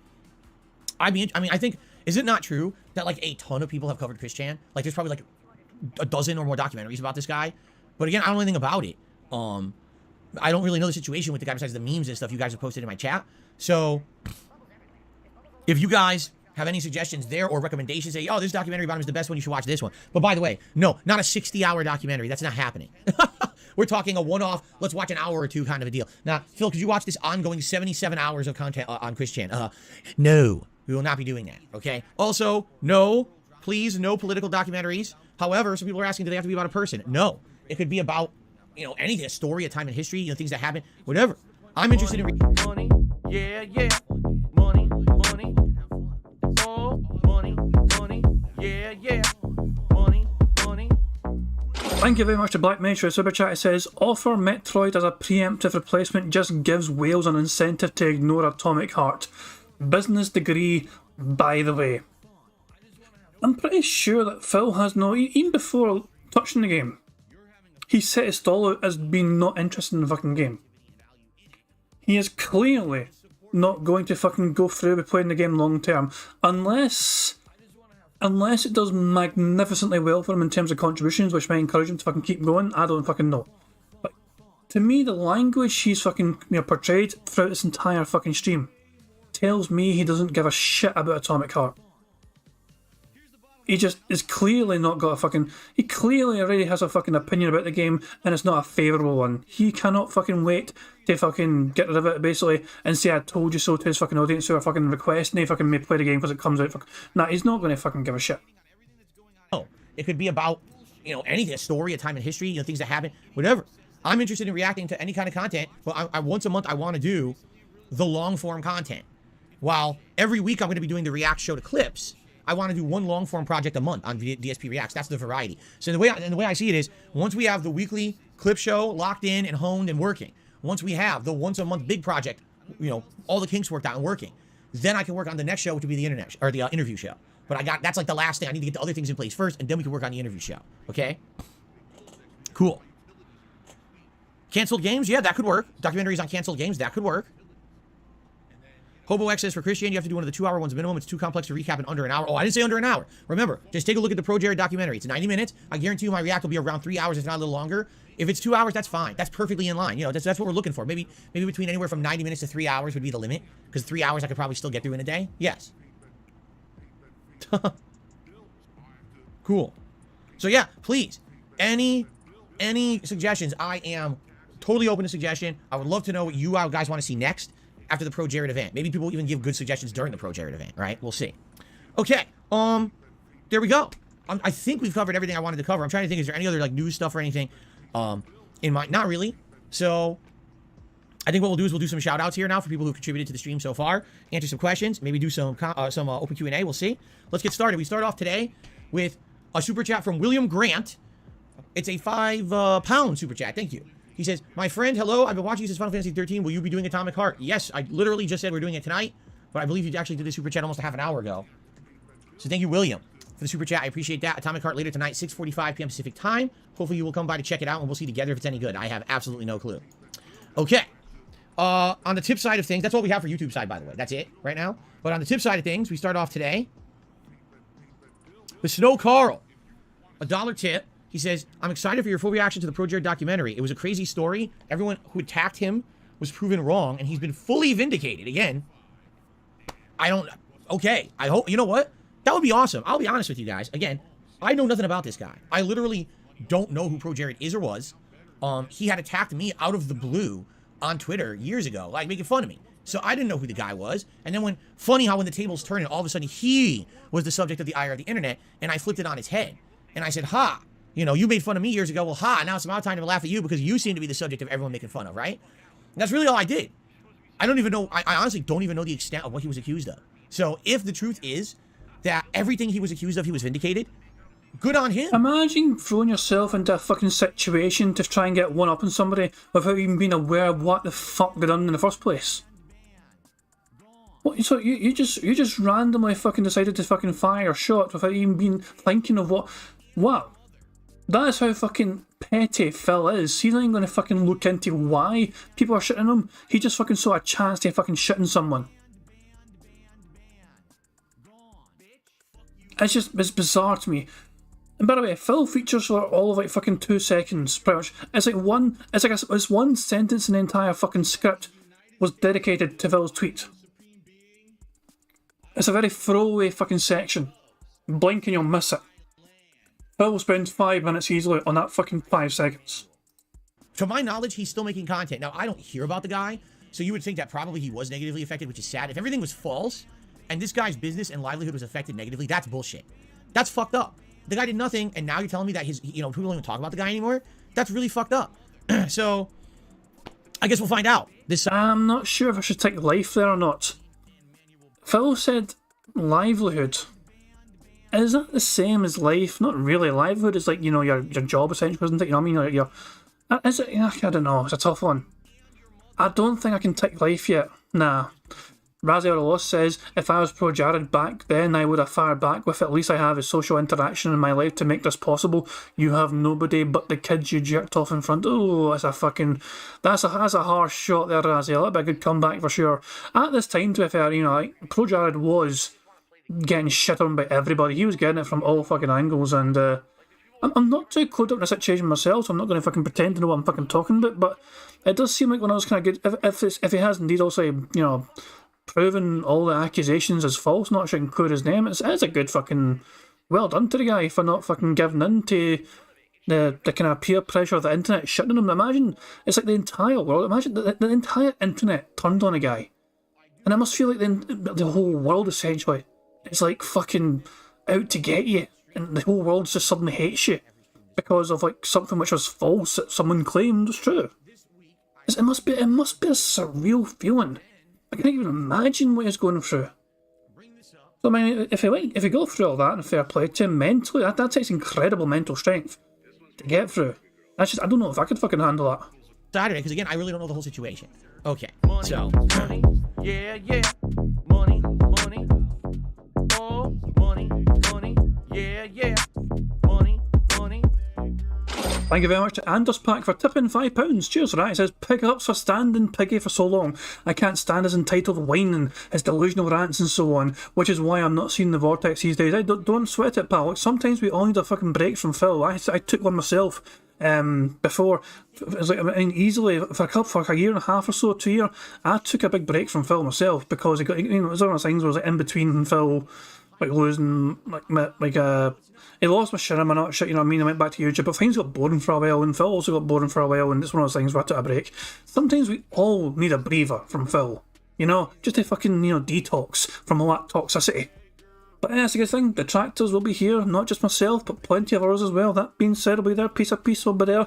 And Anne will be there. Everyone else, you know what I mean? Ravens, Dolphin, we're all fucking here, you know what I mean? Super Chuffer, everyone. Kid Flim as well. We're fucking going mental, you know, making those sick beats and all that. They're all here. Everyone will be fucking here when you're ready to fucking return and come back into the fucking wee detractor sphere of things, you know what I mean? But thank you very much for your tip. I appreciate it, and I do hope. And hopefully you'll be back to be able to endure Phil for longer in future before too long. So it's always good to have people, you know, back when they're wanting to be back. You know what I mean, and joining in with the conversations and all. You know what I mean, but yeah, enjoy a little detox. So Snowcrawl says, have you reflected on your own part of the drama? Would you do anything differently? Yeah, I had no part of the drama. Everything he was accused of and everything I had nothing to do with. Again, I never even understood what he was getting accused of. That wasn't the point of my tweets at all, right? Literally, not once did I say, ha, he did this and he's guilty of it and blah, blah, blah, right? But that's the thing is people, because my tweets were the one that went viral, you know, at the time, everyone's like, ha, wow, Darkside Phil really stuck it to him. But yeah, but Darkside Phil doesn't even know what the hell's going on. He doesn't really care, right? Anyway, Snowcrawl did another dollar tip. Now that the 8-ball gimmick has lost steam. Well, what he's talking about is, there's this thing here. This is the Magic 8-ball. If you tip $8 in a single tip, I'll play an 8-ball animation and I'll ask the 8-ball a question on your behalf. So, for example, has the Magic 8-ball lost steam here on my streams? Yes or no? Shit, almost dropped it. And the fuck? I can't read it. There's an air bubble on top of it and I can't read it. I think it says yes. I think it says yes. So even the 8-ball admits that it's lost its own steam. So there you go. Even the 8-ball is wise to its own ways. Okay. So, have you reconsidered adding something we could be able to do? Oh my gosh, excuse me. Filthy fucking pig. Was that 2 burps or 1? Oh my gosh, excuse me. I mean, I'm trying to think, was that 2 or 1? He's leaning in as well. Look at something we could be able to do. Look at him. He could lean away. It's like he sees it coming. I think right at this fucking point in time, he senses it coming. You know? Wait for it here. He knows something's wrong. Okay? He knows, oh no, I have to burp. What should I fucking do? He's like, Let me just lean in a little bit more. Let me just lean in a little bit more. And and unleash. Motherfucker leant into the goddamn thing. Fucking hell. Right. I'm going to count it as 1. Like, nobody can agree on what feels like more. It's hard to tell. I'm going to count it as 1. 1 big ass disgusting leaning and burp. Oh my gosh, excuse me. Have you considered something that we can do in the chat? Like a chat command for Nightbot or something like that? No. Alright, I'll be honest with you guys. I really wish that YouTube chat was better. I really do. Because there were things we used to do back on Twitch that were viable because Twitch chat was much better. But for those who don't know, Twitch chat is run in a chat room, a chat client called MIRC. And it's a chat client that's been used, no exaggeration, since like the 1990s. I used to use it for Street Fighter back in the day. There used to be MIRC chat rooms you would join to talk about Street Fighter. It's the same exact chat client. However, what Twitch did, they spent money and bought servers, and it's their own Twitch chat servers that are used exclusively for their business. So it doesn't look like MIRC, but it is. And it has all the great functionality of a full-on chat service, direct messages, a fast-moving chat where you can actually do things quickly on the fly. In the chat, it's way more manageable and it's way more adjustable, okay? Here on YouTube, the chat you guys use every day on my streams is not even a chat room. You want to know what it is? It's a comments post, as if you were leaving comments on an on-demand video. That's literally what you guys are doing right now. I know that sounds weird because it looks like a chat room. It's literally not. YouTube designed their own chat system that's just a bunch of posts, and it sucks. It's incredibly limited with what it can be. For example, some people have asked me, hey, could you implement some of the things you used to have on Twitch? Could you do moderator polls? Could you do penne points or channel points system? Could you do a quick poll, say, hey, is there, with Nightbot, can we do Magic 8-ball with Nightbot and have 8-ball do a command or whatever? Do you want to know the truth? It wouldn't work here, because here, everything is delayed. I mean, I think I can actually have my moderators have like more I think there's actually layers now. There's a very recent thing I've seen pop up about how you can actually give your moderators more sort of control over the streams. I've not looked into anything because I had no time to fucking look into it. But I think I can actually assign moderators myself to fucking do more things if they want to. Like, I think they could actually do polls as well if I enabled it for some people. I don't know. Well, let me test it in some motherfucker. Hold on. Remove is okay. I'm saying when I click on Prophet's name, for example, it's giving me the option to remove as a standard moderator. It's no longer just a case of him being a moderator. Every single moderator in this chat is a standard moderator. But the fact of the matter is, I can actually make people more than that. I think now there's actually a certain level. There's a second level of moderator, not just a normal moderator. It's like, you're all standard moderators for now, I mean, but I think if I looked into it and done something at my end, I can actually make you guys more than just being a standard moderator and make some people like be in charge of like things like polls, I think, and all that shit. So Phil's kind of wrong here in this situation, but to be fair, he's wrong because of a very recent addition, I think, to YouTube streams. So let's just say it one more time for Phil. One more time, Phil. Oh, that fucking face. Implement some of the things you used to have on Twitch. Could you do moderator polls? Could you do Penne points or channel points system? Could you do a quick poll, say, hey, is there, with Nightbot, can we do Magic 8-Ball with Nightbot and have 8-Ball do a command or whatever? Do you want to know the truth? It wouldn't work here, because here, everything is delayed, and everything is, it just isn't, it doesn't run fast, and it's not efficient, and it's not responsive, okay? Just take a look sometimes. We're all here in chat. Someone wants to do a command, right? And you're like, okay, let me do a command here. Exclamation point membership, exclamation point tip. You sit, and you wait, and you wait, and you wait, and you wait, and you wait. Is anybody even here? What's going on? And you wait, and you wait, and you wait, and then finally the command will pop up. Like, Jesus, that took like 2 minutes. Like, what happened? Sadly, that's YouTube chat. That's not a YouTube problem though, is it? I thought Nightbot was not YouTube side. I thought Nightbot was because of Streamlabs. Like I've got a bot in this fucking chat. You know, it's how the fucking 8-Ball's working for you guys. So because it's a Stream Elements bot. But that's what I'm saying though. That's not a YouTube implementation. That is a Stream Elements implementation for the bot to be in this fucking chat. That's not a part of YouTube fucking giving me that bot. That was a Stream Elements thing that I put on this. So I'm not entirely sure if him blaming YouTube for Nightbot's a fair thing.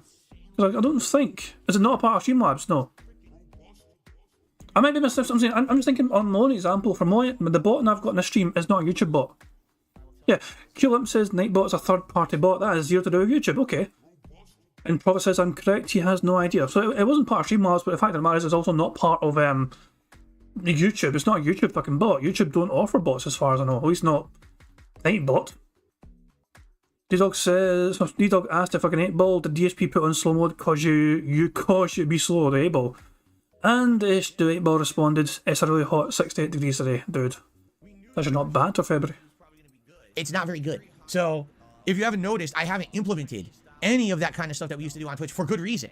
If I was to implement anything, I would do a channel point system. Because people really liked the channel points we had on Twitch. But all the replacements that I've seen, they don't work because they end up inundating the chat. Like, for example, right now, let's say if you were in chat, I'd have a bot here in chat that's just for points. And it would actually read how long you've been in the chat and assign you a certain amount of points based on how long you've been in chat. And then you could use those points to do things with the bot. But what ends up happening, because the bots are all delayed, the whole screen would be bot commands. Because people would be trying to use it, it wouldn't work, so they keep typing the command, and the whole screen would be command. It'd be a fucking mess. It would just be a nightmare.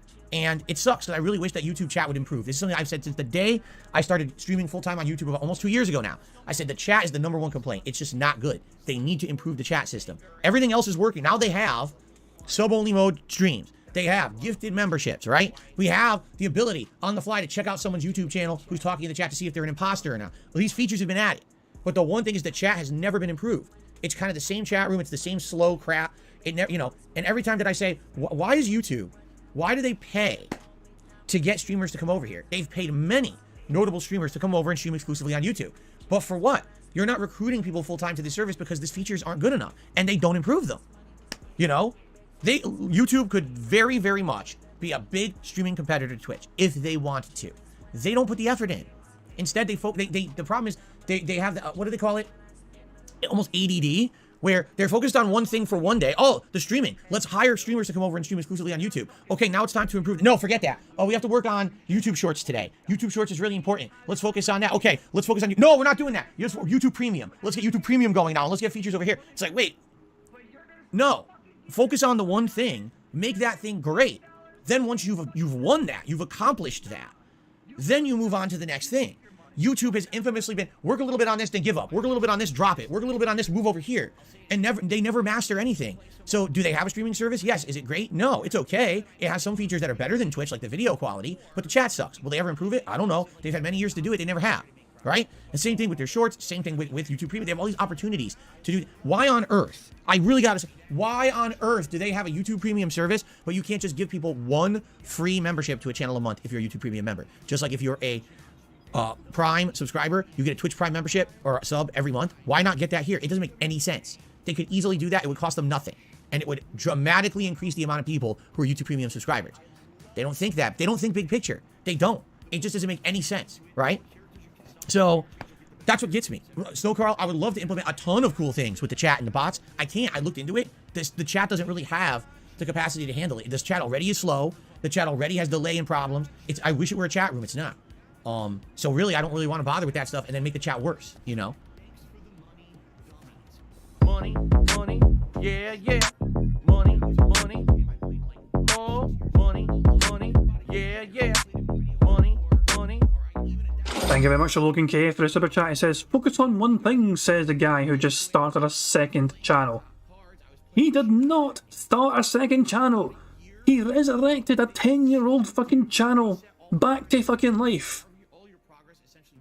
For some fucking reason, because he's fucking desperate. It's not a new channel. I'm not going to fucking allow you. It's not new. We went to his channel the other day. We went back in time. The oldest video is over 10 years fucking old. That's a 10-year-old fucking channel. Oh, it's not a new channel. But I get your fucking point you're making though, Phil. It's fucking hypocritical as hell for Phil though to fucking go on about fucking YouTube, not focusing on one goddamn thing. And yet, there he is, man. He's always fucking pull himself up in different directions. He can't focus on trying to improve DSP gaming and all that shit and make it an even better about that. Phil has absolutely no... That's what I'm saying. He's asking why can't YouTube copy Twitch? Giveaway memberships. I'm not too clued up on Twitch, but isn't the price of memberships kind of flat rate for every single fucking channel? Whereas on YouTube, the viewer can determine how much memberships cost, and there's several tiers to them as well. So it must be a lot harder to implement a giveaway feature. That's just off the top of my head. That must be a fucking difficult thing. I imagine that Twitch is a flat rate for every fucking person. I think it is anyway. I'm not too clued up on Twitch, as you know, because I don't like Twitch. I fucking stay away from Twitch. Twitch are up. Every time I hear Twitch and see Twitch, I just fucking feel like booing them. But yeah, I believe it's a flat rate. So it's probably easier to implement that fucking thing where you can give away a Prime membership if you have Prime or whatever. But yeah, Twitch is a flat rate, but YouTube is not. The person making the content can set their rates. It has three of them, for fuck's sake. So how is YouTube going to implement that when there's so many different fucking variations and fucking membership prices? Yeah, Bill, you're a fucking moron. Think before you goddamn speak. You're just fucking desperate for fucking YouTube to become like Twitch. You want YouTube to become a clone of Twitch, apart from their fucking policies, so you don't fucking get kicked off the goddamn platform. Just admit it. Be honest. There you go. I hate to say it, but maybe if YouTube consulted with some people who actually use the site on a daily basis and said, hey, how could we improve it and make more money? Maybe they would, instead of just talking with themselves and thinking, shut the fuck up. As if you're some sort of expert in fucking making money. You're an expert in spending money. You're an expert in spending that goddamn fucking means you're making money. Your idea of fucking making money is basically begging fucking profusely several fucking hours a fucking day. Phil's big genius idea for YouTube is for him to start begging. Just fucking, that's the brand new advice for a new CEO, whoever the fuck it is, some sort of random fucking NFT motherfucker. You know, hey, I got a great idea for you to fucking make money, Mr. YouTube boss man who's fucking replaced Susan What's Her Face. Here's what you do. You make a video, you put on a black shirt, you say, guys, times for YouTube have been very slow lately, it's been a slow month for YouTube. It would be great You know, and then obviously just flex, you know, pop the collar on that black shirt just so people can really see the shirt and all its glory. It'd be really great, guys. Every single one of you millions of people watching this video from your new boss on YouTube, if you could fucking contribute to, you know, contribute to us, you know, because it's been a slow month. It's February, it's the shortest month of the year, so income's less than usual for us.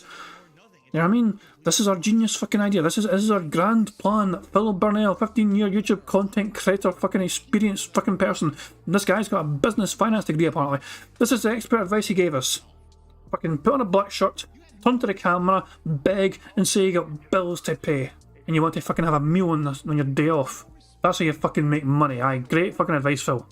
They know better than everyone else. But anyway, that's, you know, it's neither here nor there. We got another $1 tip here. From Snow Carl. Do you think... Okay, this is actually an interesting question. This is another $1 tip. Do you think maybe... What a condescending cunt. Well, this is actually an interesting question. He immediately expects it to be shite. And he's actually fucking going out his way to fucking go, oh, that's actually an interesting question. Well done, Snow Carl. You've actually fucking made me think that's a good question. GG. A lot of people keep praising Snow Carl. He has given Phil hundreds of fucking dollars. I'm not fucking gonna fucking credit him. He's a fucking moron. Yes, it easily triggers Phil, but he has given Phil hundreds of fucking dollars. That is a moronic thing to do in my opinion. Just saying. Do you think... Okay, this is actually an interesting question. This is another $1 tip. Do you think maybe the reason that members have been slow this month and we haven't really been seeing any growth in members here on DSP Gaming is because you decided to make a React-only channel, and a lot of people maybe became members to see React events? Let me put it this way. It could be. You could be right. But I don't think so. I don't think directly, because it's not every month that that's the case. Some months, yes. For example, there have been months where I said if we hit a members goal, we're going to do a big React event, right? We just did one in November, which was the Black Friday Adpocalypse, correct? And then we did one a few months prior, which was the Keemstar documentary, correct? Correct.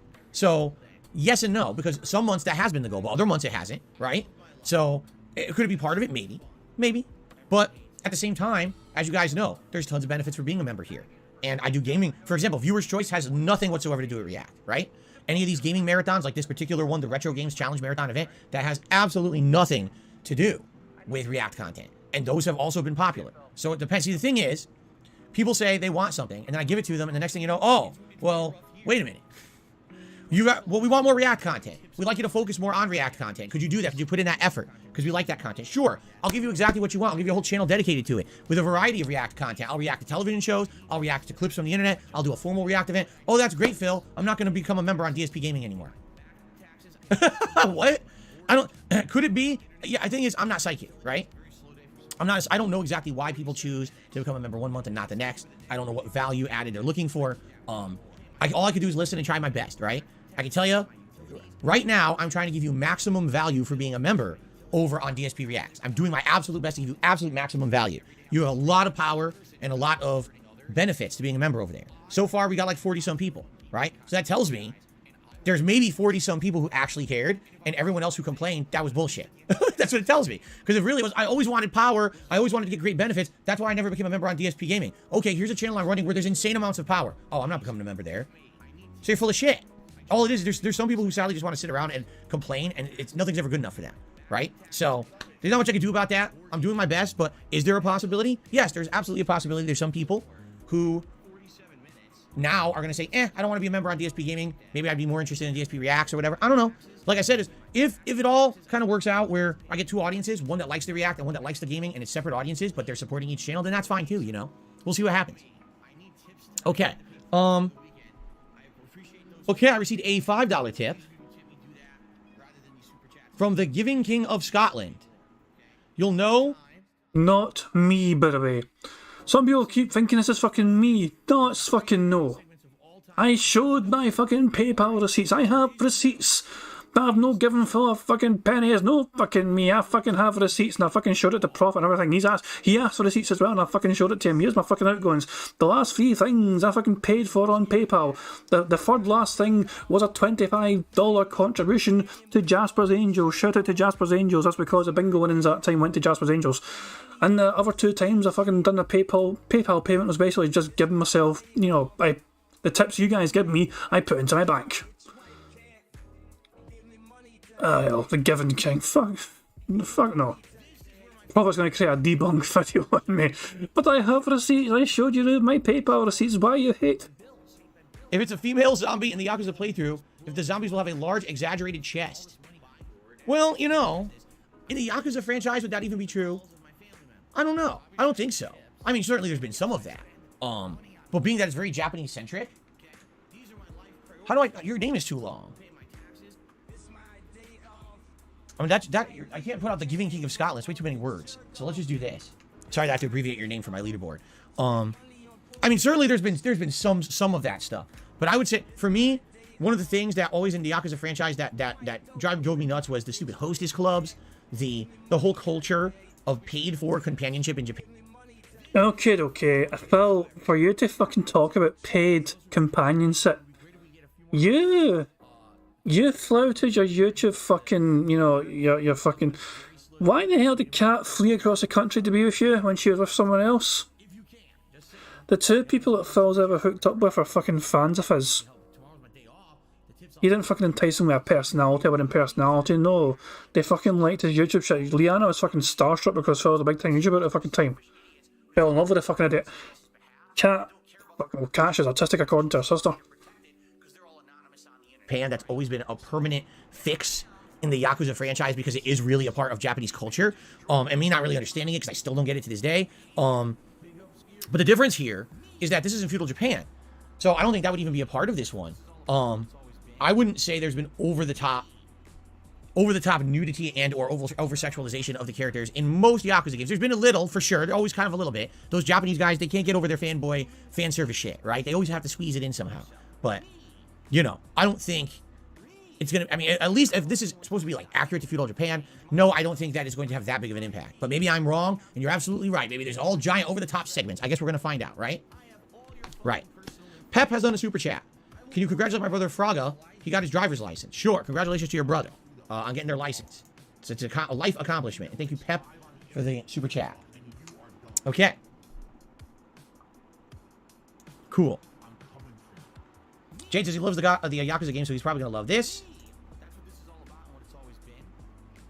Money, all right. Money, yeah. Money. Oh, money, yeah. Money. Thank you very much to Black Manager Super Chat. He says, I love Yakuza, except the basic culture. Yeah, pretty much, yeah, Phil just absolutely fucking shitting all over the culture of Japan in general. Like, oh, I don't like this and that and that. But for fuck's sake, why does he have to be racist every day? Why does he have to fucking describe his hatred of Asians, but particularly Japanese, every fucking time? It's bizarre. It is bizarre. It's so fucking weird. Yeah, Phil's a big fucking massive fan of Yakuza, except for the basic culture. It's a game, so he's probably gonna love this. Alright, Swaggins, I have no idea if there's a sex minigame between Kiryu and Majima. That's pretty disgusting. How dare you say that in my chat? I'm very upset with you right now. Okay. Okay, ladies and gentlemen, I've pretty much covered everything I wanted to talk about, and I've done all the shout-outs so far. So if you guys have any topics you'd like to discuss, you can tag me in the chat. We'll have a little bit of Q&A here. All right.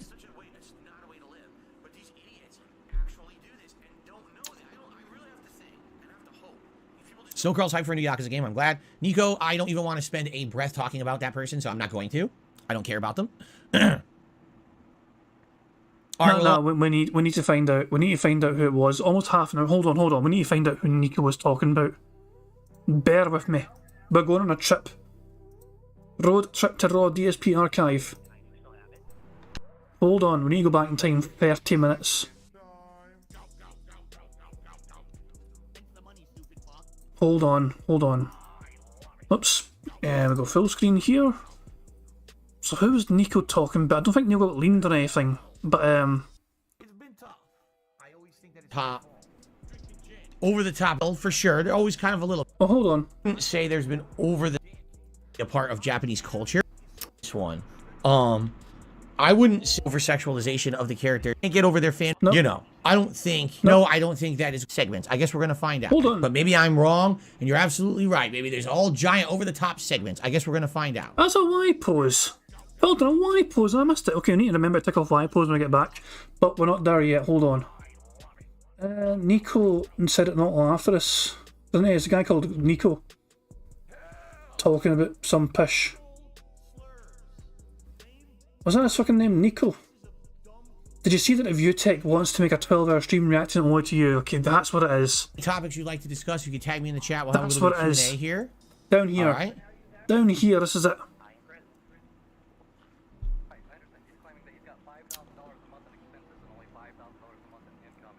Snow Crawl's hype for a new Yakuza game. I'm glad. Nico, I don't even want to spend a breath talking about that person, so I'm not going to. I don't care about them. There you go. We found out who it was about. Fantastic. Now let's get back to the bingo and tick off that goddamn Y pose that we all missed. Where are you? There you are. That's another bingo, ladies and gentlemen. Fucking hooray for that. So... I'll see you later. Misha, I'll just do the super checks. I'm excited for this playthrough. I'm glad to hear that. I'm hoping it's good. It's going to be different. It's certainly going to be different with it not being set in modern Japan, right? But they did do a really good job with Dead Souls. So you would hope that they did a good job with this one too. I guess there's no way we're going to find out until we actually play it in a few minutes here, right? If he was reading his tips, surely that's phone stuff then. I've not seen his phone, but if he is reading out tips, isn't that meaning he's using his phone? I work as a consultant. If people sought my expertise for something and felt that I could add. Hold on, what? They did do a really good job with Dead Souls. So you would hope that they did a good job with this one too. I guess there's no way we're going to find out until we actually play it in a few minutes here, right? Would I ever work as a consultant if people sought my expertise for something and felt that I could add to it? Maybe. Depends on what it would be. Who's my favorite overall female game character? Who? I'd have to really think hard about that. Because I have to think about the entire history of games. I think it would be harder. It would just be hard to ask who's my favorite male character. I don't know either. I actually don't know. It would take me too long to think about that. I can't answer that on the fly. William Grant said, I missed the super chat. Oh, crap, I did? I did. He had done a second super chat earlier. I'm so sorry, William. That's my fault. He says, react to no-clip documentaries. Nobody else has. Who's a no-clip? I've never heard of them. What is a no-clip documentary? What kind of stuff do they do? Kagomi's going to give Yakuza a chance. Good. Give it a chance. See if you like it. I did not play Yakuza Kiwami 2, so that's why you don't see a playthrough of it. I never did it. Check out Lemino. His Jack the Ripper doc is amazing. Lemino. L-A-M-M-I-N-O. Interesting.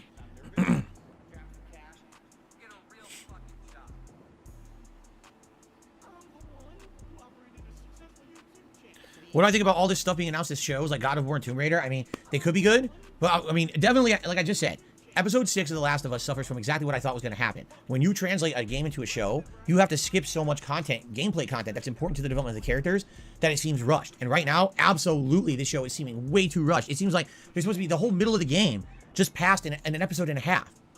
You know, in 90 minutes, you just arguably saw 15 hours of the game, and it doesn't have the same impact, nor does a lot of it make sense. Like, I thought we're in a zombie apocalypse. Where the fuck are all the zombies? They don't exist. Would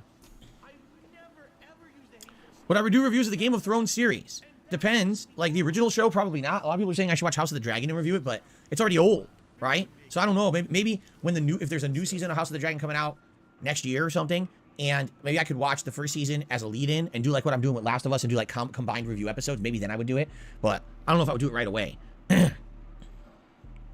Usagi Jojo says Kiwami 2 has arguably the best story of any of the Yakuza games. Really?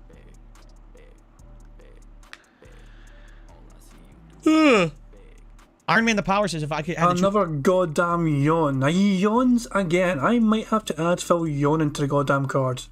Goddamn. Also, Phil has started playing his game now. The gameplay has begun as far as I'm aware, and Phil didn't get a gifted membership unless it happens during gameplay. It usually happens during the podcast segments, but it's certainly not happened during the gameplay. It only counts for Bingo Keep Me, it only counts for the podcast.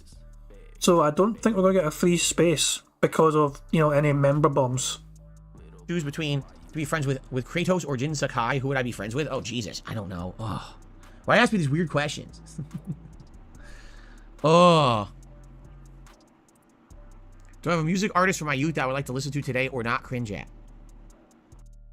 Well, you You're looking like you don't want to fucking be here. You look extremely fucking bored. How's someone meant to fucking find this entertaining when the person doing the goddamn content looks bored at a goddamn little tiny mind? Look at the enthusiasm this little piggy is showing for his goddamn career. This might be a thumbnail. I might make this a goddamn thumbnail. I mean, this is perfectly encapsulates how most people fucking feel when I fucking listen to his goddamn podcast. Bored of their goddamn mind. Excuse me a second while I just fucking capture a little piggy being bored. I'm gonna copy that. I'm gonna get the wee website up, 2 seconds. Then we get the some bitch up. And we have got it, and that's a good one. It's a good one. There we go. Background removed perfectly, flawlessly. I could still listen to some of the music from the 90s, the grunge alternative rock bands. You know, Bush, Stone Temple Pilots, Collective Soul. A lot of those are not really nice and timeless. Old Green Day. Like, I like old Green Day. Like, their first few albums. Their more modern stuff is more poppy, but their older stuff was actually better, in my opinion. And I still like that. I can still groove out to that. When I start doing reviews of movies, I mean, again, only if the movie is, I guess, on HBO Max for now. If there's a new movie released on there, and you want me to review it and give my opinion on it, yeah, maybe I would do that.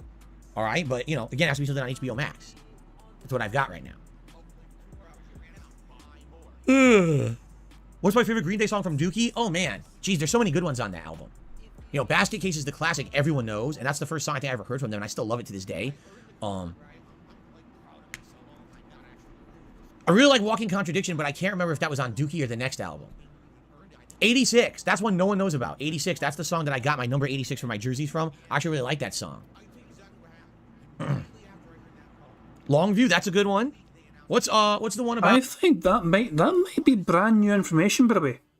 A lot of people just thought the 86 was a kind of random thing, you know, which you kind of, because it was like close to 88. But no, I mean that might be some brand new DSP information that has been released. That the 86 came from a Green Day song. I'm not aware Phil's ever fucking said that before. Phil has had a person renew their membership. But it's not a brand new membership, so he's fucked. Well, Brad said he mentioned it a week or two ago. I fucking missed it altogether. Maybe I fucking fell asleep when he fucking...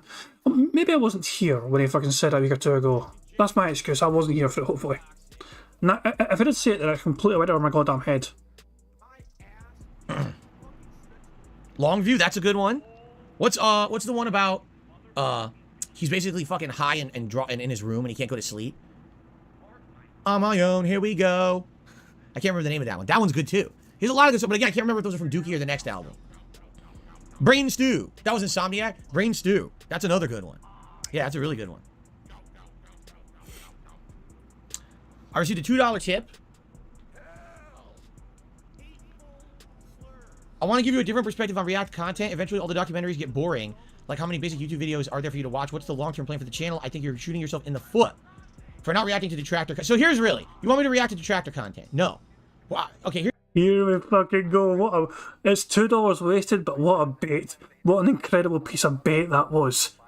Oh, this is going to be fucking good. Boring. Like, how many basic YouTube videos are there for you to watch? What's the long-term plan for the channel? I think you're shooting yourself in the foot for not reacting to detractor. So here's really, you want me to react to detractor content? No. Well, okay, here's the difference. You have to understand something here, all right?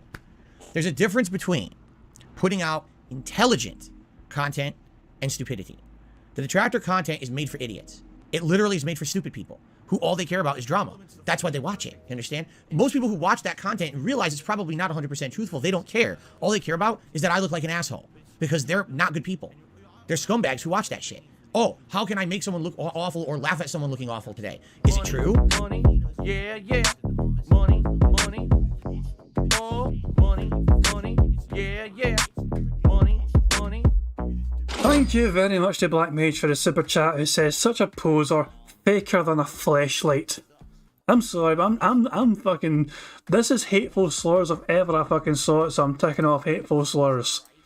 Phil is so goddamn bitchy and salty about the detractor content. It's made for idiots, apparently. It's all not true, apparently. It's the fucking copium going on here. Oh my god. when I look at Phil's chat and I see some of the fucking absolute degenerates in there, the fucking sick-ass, weird, creepy little bastards in there that fucking associate with Phil Burnell and his fucking content. And then I look at my own chat, and I've got you guys in here. And obviously some of you guys are also quite fucking sick in the fucking head. There's no denying that. But at the same fucking time, I would rather have my chat over Phil's chat 100 times out of 100. Let Phil keep his fucking dent-headed whales. I'd rather have you guys 100 times out of fucking 100, because you guys are far easy. It's far better to talk to you fucking guys. It's far better to fucking communicate with you guys. You get more stimulating conversation out of you fucking guys. There's a variety of different fucking, personalities in here. Some of you guys are fucking very tech-minded. Some of you guys are very kind of, you're clued up on things like music and entertainment, you know what I mean? Anime, for example, and obviously, Black Mage Run with the fucking great information about, like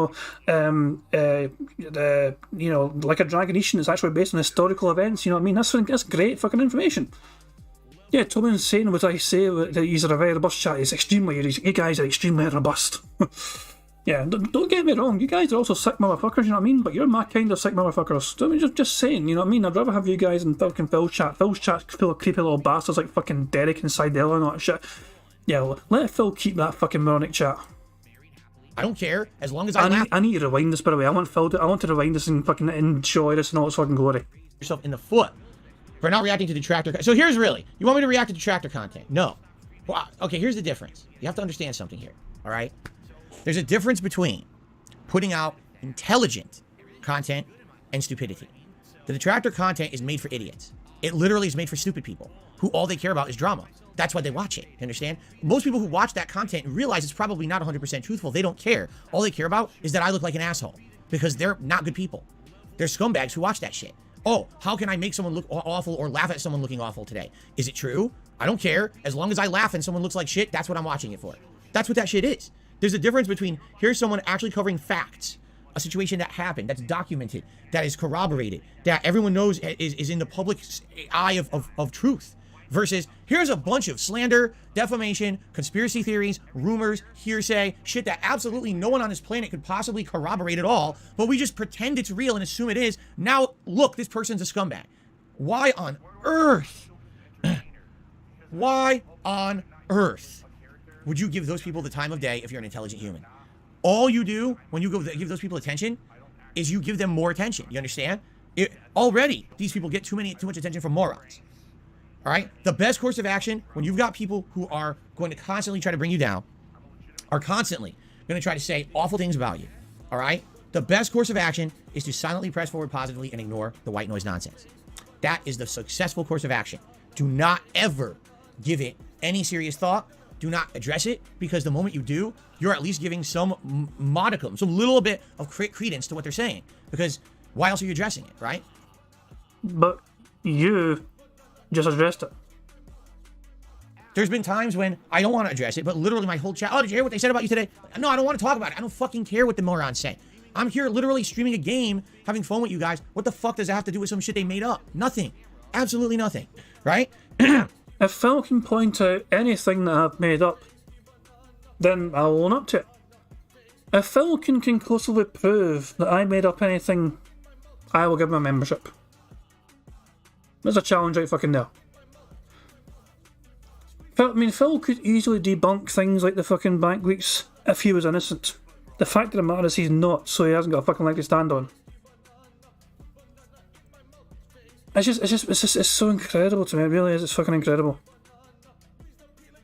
There's so many things Phil could do to fucking debunk shit and still keep himself protected and safe.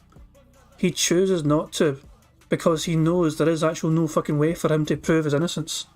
When we're fucking telling the truth, he hasn't got the fucking capability to fabricate the lies. He can't even fucking come up with his own goddamn templates and animations and that shit. It's up to his fucking dentheads. He needs to fucking start hiring a denthead to fabricate evidence that he has fucking got, serious bills to pay. He's getting to the fucking point that, is going to ask some creative fucking artistic person in his fucking little bubble to fucking fabricate something like this to try and, so he can pass it off as legitimate evidence that we're fucking wrong. It's definitely going to, it's getting to that fucking point. Dwight Ray says, so pulling clips from your stream is making shit up? Right, yeah. We have been listening to, I have not edited this fucking stream. I keep pausing it, I keep ranting, I'm playing bingo and all that shit. Phil does a great job at making himself look like a fucking arsehole, without me doing anything to fucking persuade you otherwise.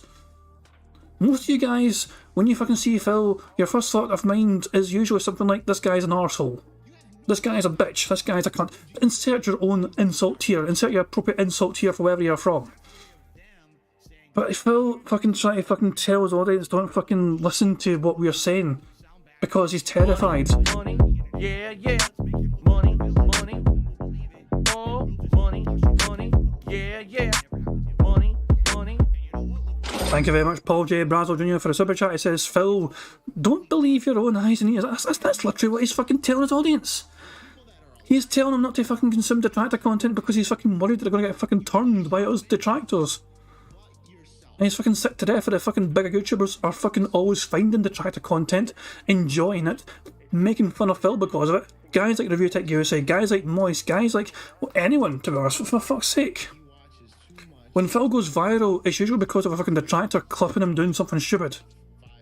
Usually that clip is in a raw fucking format. And Phil will fucking say, that was out of context, they're making fun of me, they're fucking lying, but fuck the fuck off, Phil. When you bitched and whined all those years ago about fucking Pokemon Moon, and the audience are just being lazy. You guys are just being lazy. I only got 300 fucking viewers for a fucking stream, you guys are just being fucking lazy. I'm tired of excuses. Remember that shit, I started a stream, I fucking played it. That was a fucking years ago fucking clip. Oh my fucking good. It's unreal. Mr. Valo's asking, so too true, good sir. By the way, what food would you... Haggis. Haggis over black pudding any fucking day. Haggis is the bomb. Although, both of them together is a really good fucking... Like, I had a thing... I don't know if I talked about my wee getaway with my good lady. The starter we had was black pudding and haggis with peppercorn sauce. And it was like a tower. It was like a tower of haggis and black pudding with the sauce. It was fucking beautiful. Surprised how nice it was. But yeah, haggis over black pudding any day, but both of them together are quite good. Random food segment, but there you go. Yeah, and yeah, exactly. Ian Sawyer says Stornoway black pudding is the bollocks. Yeah, that's Stornoway black pudding is a different kind of black pudding for sure. Wardog's saying, am I talking about the flying Scotsman dish? You know how close I was to having a Scottish dinner tonight? I almost had Balmoral chicken tonight, but we're going to have it on like Thursday or Friday instead. If we sit here and we watch every detractor documentary, it will literally do absolutely nothing positive for me at all. None. And all it will do is give more power to those idiots. I have a perfect example case for this. You ready for this? Okay. Here we go. Here's the perfect example that will prove my point. Here we go. Many years ago, when the This Is How You Don't Play videos were becoming prominent, people were trying to find a way to get more negative attention for them on the internet. So, they started posting up the most disgusting, vile, nasty things they could in the video comments of my videos. Now, this is a game piece of, I don't know, I'm playing Dark Souls. All of a sudden, here's Phil's full fucking street address, doxed, and his phone number. Here's information about his parents. Here's disgusting shit about his family members. Here's a bunch of racist terms. Here's a bunch of sexist terms. Like, only Phil is allowed to be racist and sexist, not anyone else. Only Phil is allowed to be the racist, sexist one. It's like he's fucking jealous that other people get to fucking have a turn at being racist and sexist or something. What the fuck? literally as the worst things you could possibly do in the video. Oh, he said family. It's a good point. He said family. Good fucking point.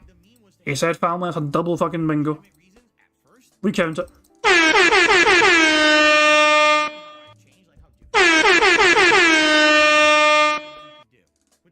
Did Phil use his phone there?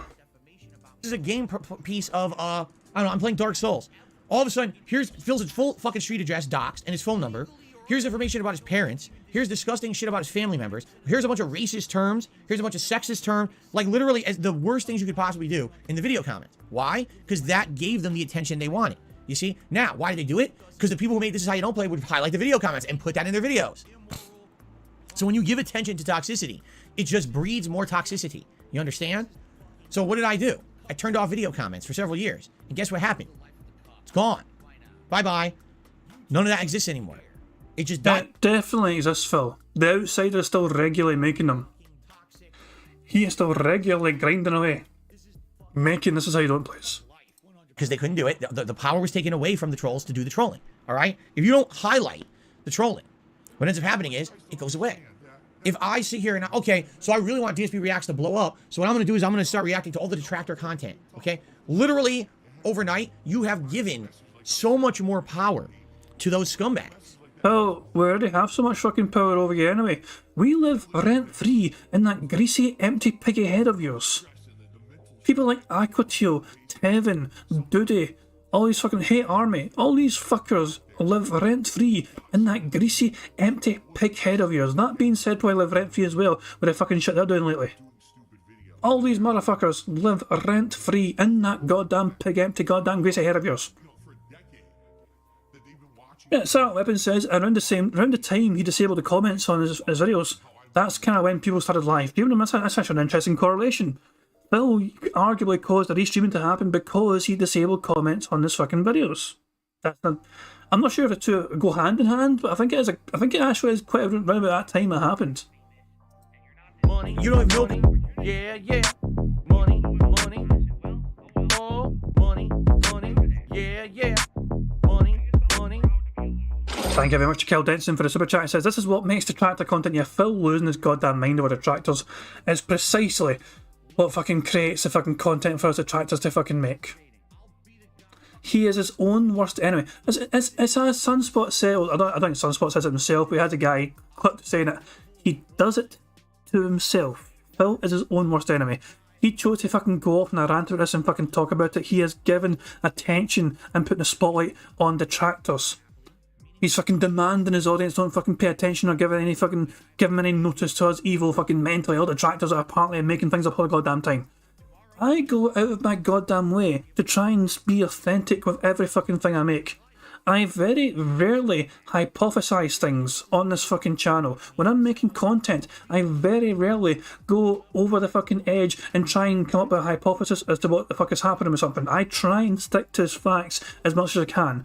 Because I think sometimes it's dangerous to let your imagination get carried away into thinking what could be fucking happening. The one thing I have gone out on a limb on to hypothesize is that Phil has passed off the fucking WWE Champions mobile gaming shit as a business expense, which is how he fucking got away with the bankruptcy in the first place. That is my hypothesis, that is not fact, but I think it's the only possible way he managed to fucking convince the IRS that was actually a fucking business expense by fucking passing that shit off as a legitimate business expense when it actually wasn't. And that is why he got the fucking bankruptcy approved. That is all pure hypothesis on my part. I think it's a good shout, but I have no evidence to fucking support that theory. That is the only time I have gone out on a limb to hypothesize on DSP really. Other than that, I try and stick to facts. So if Phil fucking trying to bitch and whine and moan about all these people make up shit about no, I stick to what the fucking stone cold facts of the situation are. The information we have at our disposal. In fact, we have concrete information at our disposal, like the bank leaks. The bank leaks are 100% verified, accurate. So many different people verified it with themselves. So many different people called up the number themselves, the Bank of America number, and know it's Phil Burnell's account. It is his account. It ties up with his fucking days off, the things that he did, said and done that fucking day, going back in time. He tried to fucking claim every single line, every single piece of information apparently on this amazingly curated spreadsheet that Piece of Piece put together was apparently fabricated. No, it was automatically generated from the fucking phone calls as debits and credits, and then organised beautifully by Piece and colour coded to match with all fucking pie chart. There's no way this can be fucking falsified because there's so many different people involved in putting it all together. It all started with somebody doing something very shady and illegal. Yes, that's true. That person did something very bad to get his information, but information is power. This information hurt Phil more than any actual fucking thievery ever could. Somebody got access to his accounts and rather than take money, they took information. And this information exposed Phil for what he really fucking was. And we are never going to fucking let him let it go. He's going to fucking try and hope to fucking pass this off as a fucking years ago thing. Oh, that shit was from 3 years ago. It's 2023 now. Some of that information's from 2020. Fucking move on. Nah, fuck off. We're not going to fucking let you live down that you spent all this fucking money on stupid shit like microtransactions. $44,950.30 spent on an 18-month period on microtransactions. Over $10,000, over $11,000, nearly $12,000 more than you spent your mortgage in that time frame. I'm just saying, I try and stick to his factual evidence as much as fucking possible with Phil on my channel. Other people want to fucking hypothesize and theorise and all that shit. That's up to them. Full power to them if they want to go into a limb and come up with theories and ideas and all that shit. There's no harm in fucking, you know, trying to think outside the box and think what could be happening. But I do try and fucking make sure I stick to the facts as much as possible on here at least, because I don't like the idea of spreading misinformation accidentally. I did that before. I removed the video. I apologise for it. You know what I mean? It happens, you know, occasionally. But yeah, it's just, it kind of irks me. Phil is trying his best to fucking, and that's what I'm saying. I always try and stick to evidence. I fucking try and show the evidence to fucking back up the things I'm fucking saying and showing and everything. But yeah, it's Phil's word. All Phil has is his word. And he thinks that means something. He thinks that's actually got some sort of value or worth. No, it fucking hasn't, Phil. You've been capable. You've shown yourself to be a fucking serial goddamn liar. You've lied about getting married to a cat. You lied about having a pet cat. You lied about so fucking much in the past. You've lied about fucking certain things happening in your fucking life. Time and time again, he's been exposed as a fucking fraud, a fucking liar. Time and time again. He just says to fucking believe him. Ignore the detractors, ignore what we're saying, believe him. He won't tell you how, he won't show you why to believe him. All you fucking have to do is ignore us and believe him because he fucking says so. Even he has no evidence, but we have to believe him. And if his stintheads want to fucking ignore the overwhelming evidence against him, to show he's a fucking liar, to show he's a fucking piece of shit, then that's fair enough, because there's no convincing stupid, you know what I mean? You cannot, Phil and their money are easily parted, and that is why there's some people giving Phil money every single fucking day. Given so much more power to those scumbags. You don't have no concept. And the thing is, if you're seeing it, it's either one of two things. This person tipping me $2. Either is ignorant of that fact, or is literally one of those people who want to see that happen. It's either, haha, let's fool Phil into reacting to detractor content. It's the same as Wings of Redemption going on his trolls fucking Discord. What purpose does that serve? You're never, ever going to convince those people that you're a good person. It will never happen. Those people are literally there just to bring you down. Why on earth would you waste your time speaking to them? There's no point to ever doing that. Let them stand alone in their own dumb fuck communities, looking like the jackasses they are. All I do is make fun of Phil on the internet all day. Fine, go for it. I'm not going to waste my time with you because I have positive, fun content to put out on the internet, and I have a living to make here outside of your toxicity. The moment that I waste my time You have a living to make? Your life is fucking boring and shite, Phil. You're stuck in this fucking permanent purgatory 6 days a goddamn week, trying your best to fucking make ends meet, trying your best to fucking beg to get enough fucking money from these fucking morons, just so you can have a fucking nice meal once a fucking week with your wife to get DoorDash to your fucking front doorstep. You are living a fucking shitey fucking life, pal. Those fucking days off, that one day off a week where you get to fucking escape making content for your fucking audience and fucking get to spend it with your wife and have a meaningful fucking day together. No, she usually spends fucking most of the fucking day cooped up in a fucking room playing Skyrim or some pish.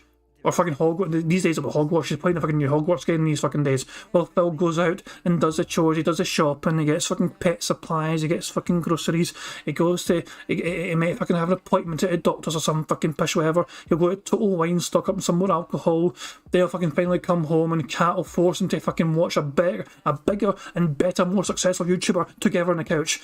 Imagine Phil will be like, you want to fucking watch this playthrough I made earlier on, honey? She's like, no, fuck that. I want to watch something good, Phil.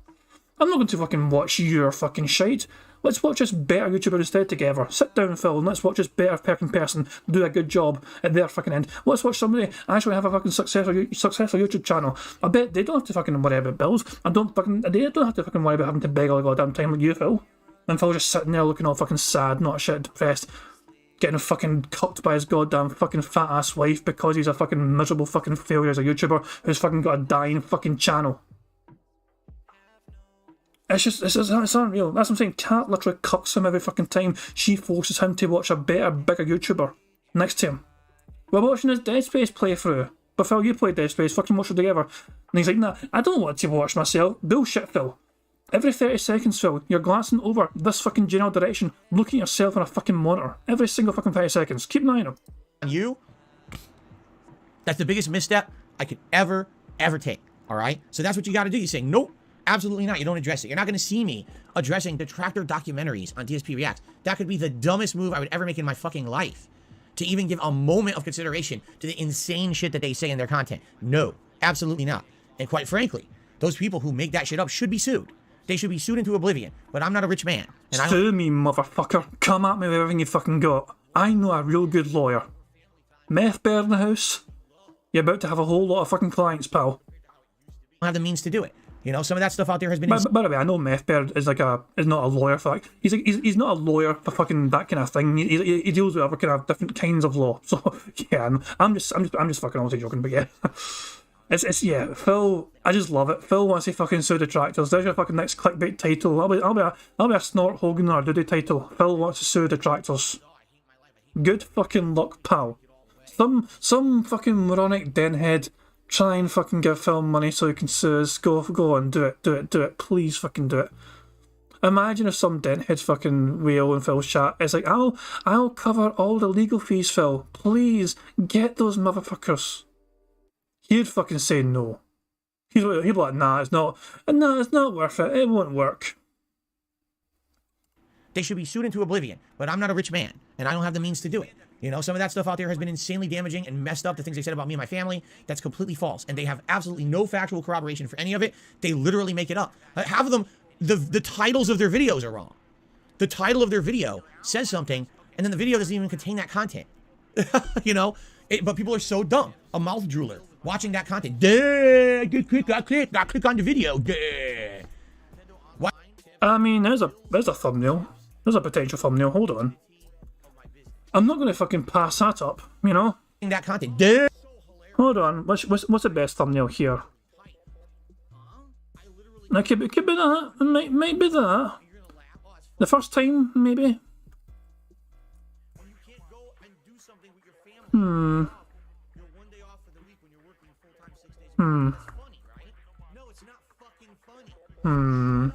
I'm trying to see here. This is a good one. I'm going to save this one for now. But it does it again, so let's see if it does it. Let's see if it's a better one afterwards. Hold on. We've already got him falling asleep earlier on his own fucking stream. But this might be a contender. So hold on. We'll come back to this, okay? Let's just see how this pans out for now. Like, that's not bad. That's pretty decent. Didn't mean to include the bar at the bottom, but I can always fucking hide that, you know. But yeah. Okay, hold on. We're not finished yet. You thought we were done? Click on the video. We could also. He's staring into the camera there, but wasn't he? I thought he was staring into the camera at one fucking point there. There it is. He stares into the camera. Beautiful. Oh, there it is. Oh, that could be it. Hold on. Let me snip this. 2 seconds. Hold on. Oh, please be good. Please be a good fucking background remove. Please. Don't let me down. Fingers crossed. Hooray! Kinda. I think it worked alright. There we fucking go.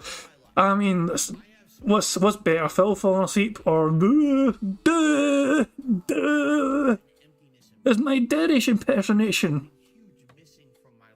Jesus fucking Christ. Okay. This is the winner. This is the winner. Holy fucking shit. Well, you know what? One more time. But dumb. A mouth drooler. Hold on. One more fucking time. But in slow motion. Watching that content. Click on the video. Why do I want to give those people the time of day? Right? Fantastic. We're back to 1.25 speeds. Back to Bingo. Would I react to speedrunner videos? I mean, maybe, but I would think that would be more of something for the clip show. I don't think that a long form react to the speedrunners would be anything that would be interesting. Maybe watching a few quick speedruns and reacting to them would be like, wow, look at that or this or that. Wow, that's how they did it. You know, stuff like that. Now, what does the sugar do in the salt?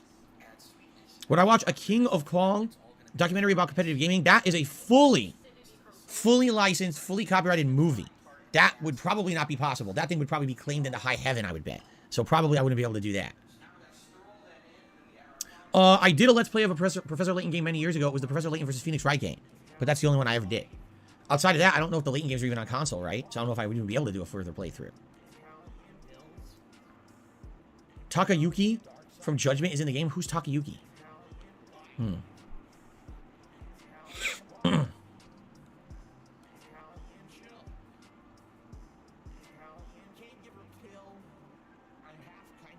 The main character from Judgment? His name is Takayuki? I thought his... Oh, I had no idea that was his full name. I really didn't know. I didn't know his full name was Takayuki. I know him as Yagami, right? I had no idea. I know his name was Yagami. And they call him Taka for short. I never even knew his full name was Takayuki. That's funny. All right, he's in the game. That's cool.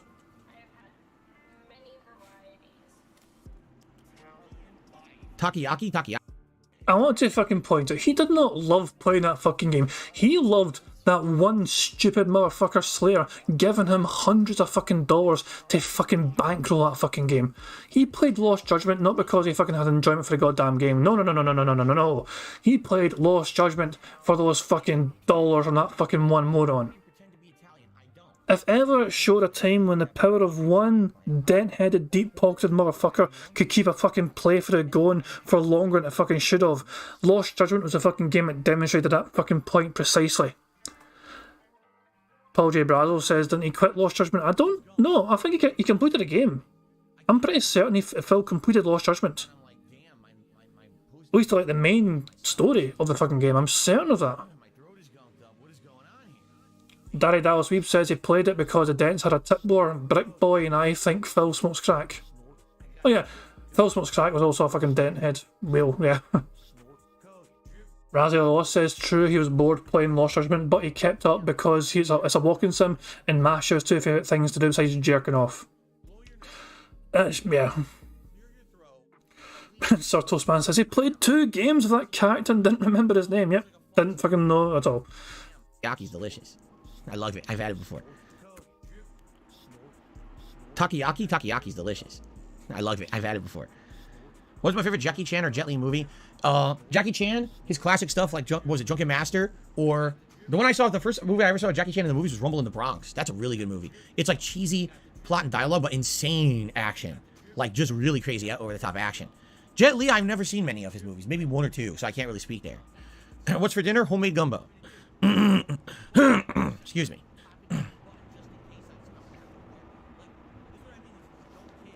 Crow, no. The only homemade recipe that I have is pasta sauce. I don't know how to make anything else.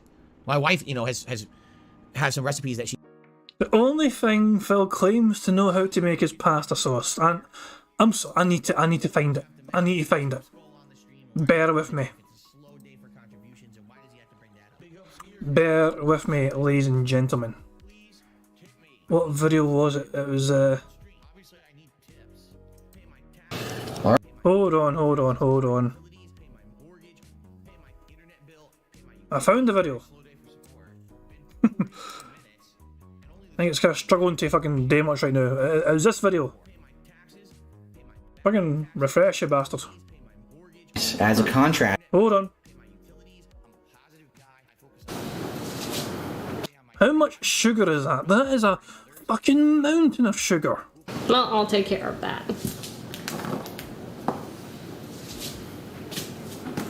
So this is the only rest. Oh, is that the meatballs or something?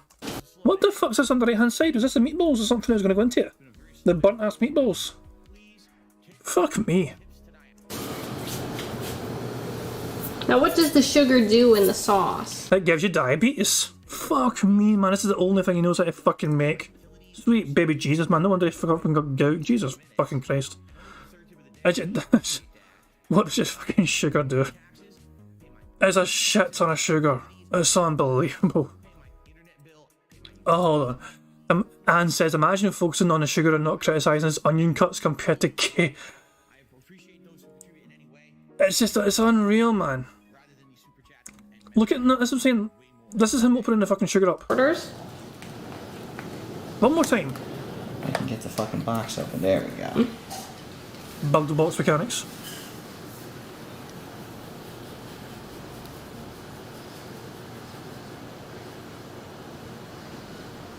That's just under 3/4 of a cup. That's what I'm gonna put in there. That's a big ass cup. Mm-hmm. And I got sugar all over the countertop. Well, I'll take care of that.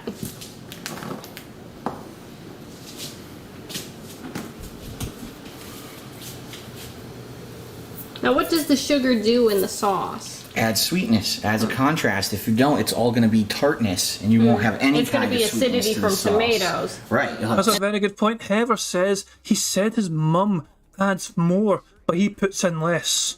I actually think it's earlier in the fucking video. That was set. Look, 2 seconds. There's a transcript here. Blah blah. Okay, tomatoes. Blah blah. Simmer. Blah blah blah blah. Reaches like. Hold on. I'm just reading the fucking transcript as fast as I fucking can. Original recipe. Oh, okay. Was this it? No. Hold on.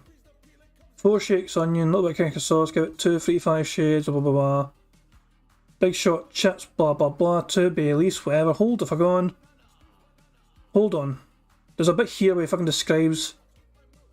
Okay, it's here. It's 1 whole cup apparently. When I made this, the recipe calls for a cup of sugar. I put a cup of sugar in there, and I thought that it was too sweet. So he puts in 3/4 instead, and that's apparently 1 cup. What Phil poured in here? What Phil poured into that fucking sugar? Into that sauce? This is apparently only 3/4 of a cup. I refuse to believe this is 3/4 of a cup. This is like a massive fucking jug, it seems. Now, what does the sugar do in the sauce? Adds sweetness, adds a contrast. If you don't, it's all going to be tartness, and you won't have any It's going kind to be of sweetness acidity to from the sauce. tomatoes. Right. You'll have Jesus fucking Christ, man. Every fucking time I'll go to that fucking feel like my teeth are going to fucking rot. She's kind of, you know, made her own and perfected over the last few years. I don't have any besides pasta sauce, and I haven't done it in a while, so. Yes, I've had Funyuns, of course. I don't remember if I like the Crow movie. I haven't seen it in so long, I couldn't even tell you if I like it. No Clip is a YouTube documentary channel that focuses on video games and studios. I love your opinions and views on the industry. It would be interesting. Oh. If anyone has suggestions like that, if you... Yeah. Money. Oh, money. Yeah. Money. Thank you very much to Paul J. Brazel Jr. for a super chat. It says, Phil was trying to make a marinara, but jacked it up. I got no idea what the fuck Phil was trying to make, but it certainly wasn't something that fucking humans should consume. Clyde Dale says, my family adds like a pinch of brown sugar to fucking cut the tartness. He was using a whole ass jar. Raziel the Lost says, if you pay attention, he touched the counter with his left hand.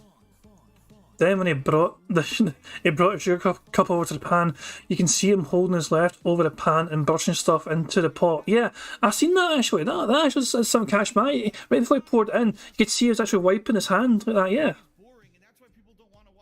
As he was trying to fucking get the last remnants of sugar back into the fucking jar before he poured it all in. Jesus Christ. I spilled sugar on the fucking counter. And I caught that fucking Archer reference, by the way. Someone said that, you know, do you want ants? Because that's how you get ants. I caught that Archer reference earlier on. I didn't acknowledge it. I was busy fucking ranting. But I saw it in chat. Someone made an Archer reference and I'm all for it. Whoops. I broke the fucking thing. There we go. Ding. Oh. If anyone has suggestions like that, if you send them my way, if you email me, darksidefil@hotmail.com, I can look into them.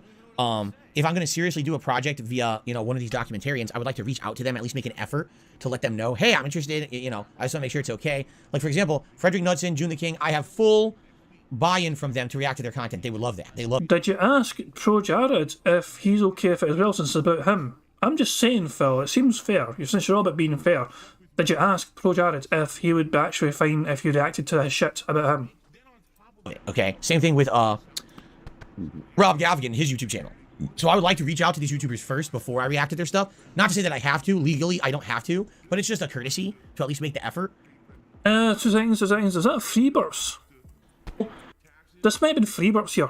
Buy-in from them to react to their content. They would love that. They love it, okay? Same thing with Rob Gavigan. See, I thought that might have been 2 burps right fucking there. Like 2 wee micro ones. From them to react to their content. They would love it. Hold on. We're going to do this right. I don't know why I went to full screen. There's fucking no need to go full screen, but fuck it. Alright, we're going to do this right. Was this 2 wee micro burps here? That. They love it, okay? Same thing with Rob.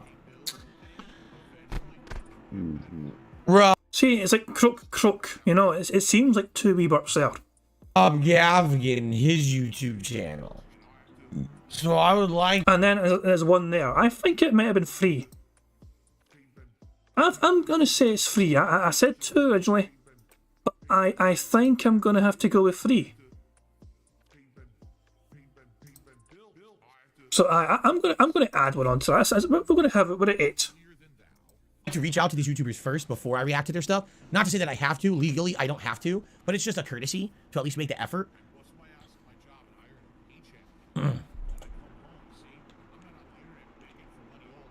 Let's see here.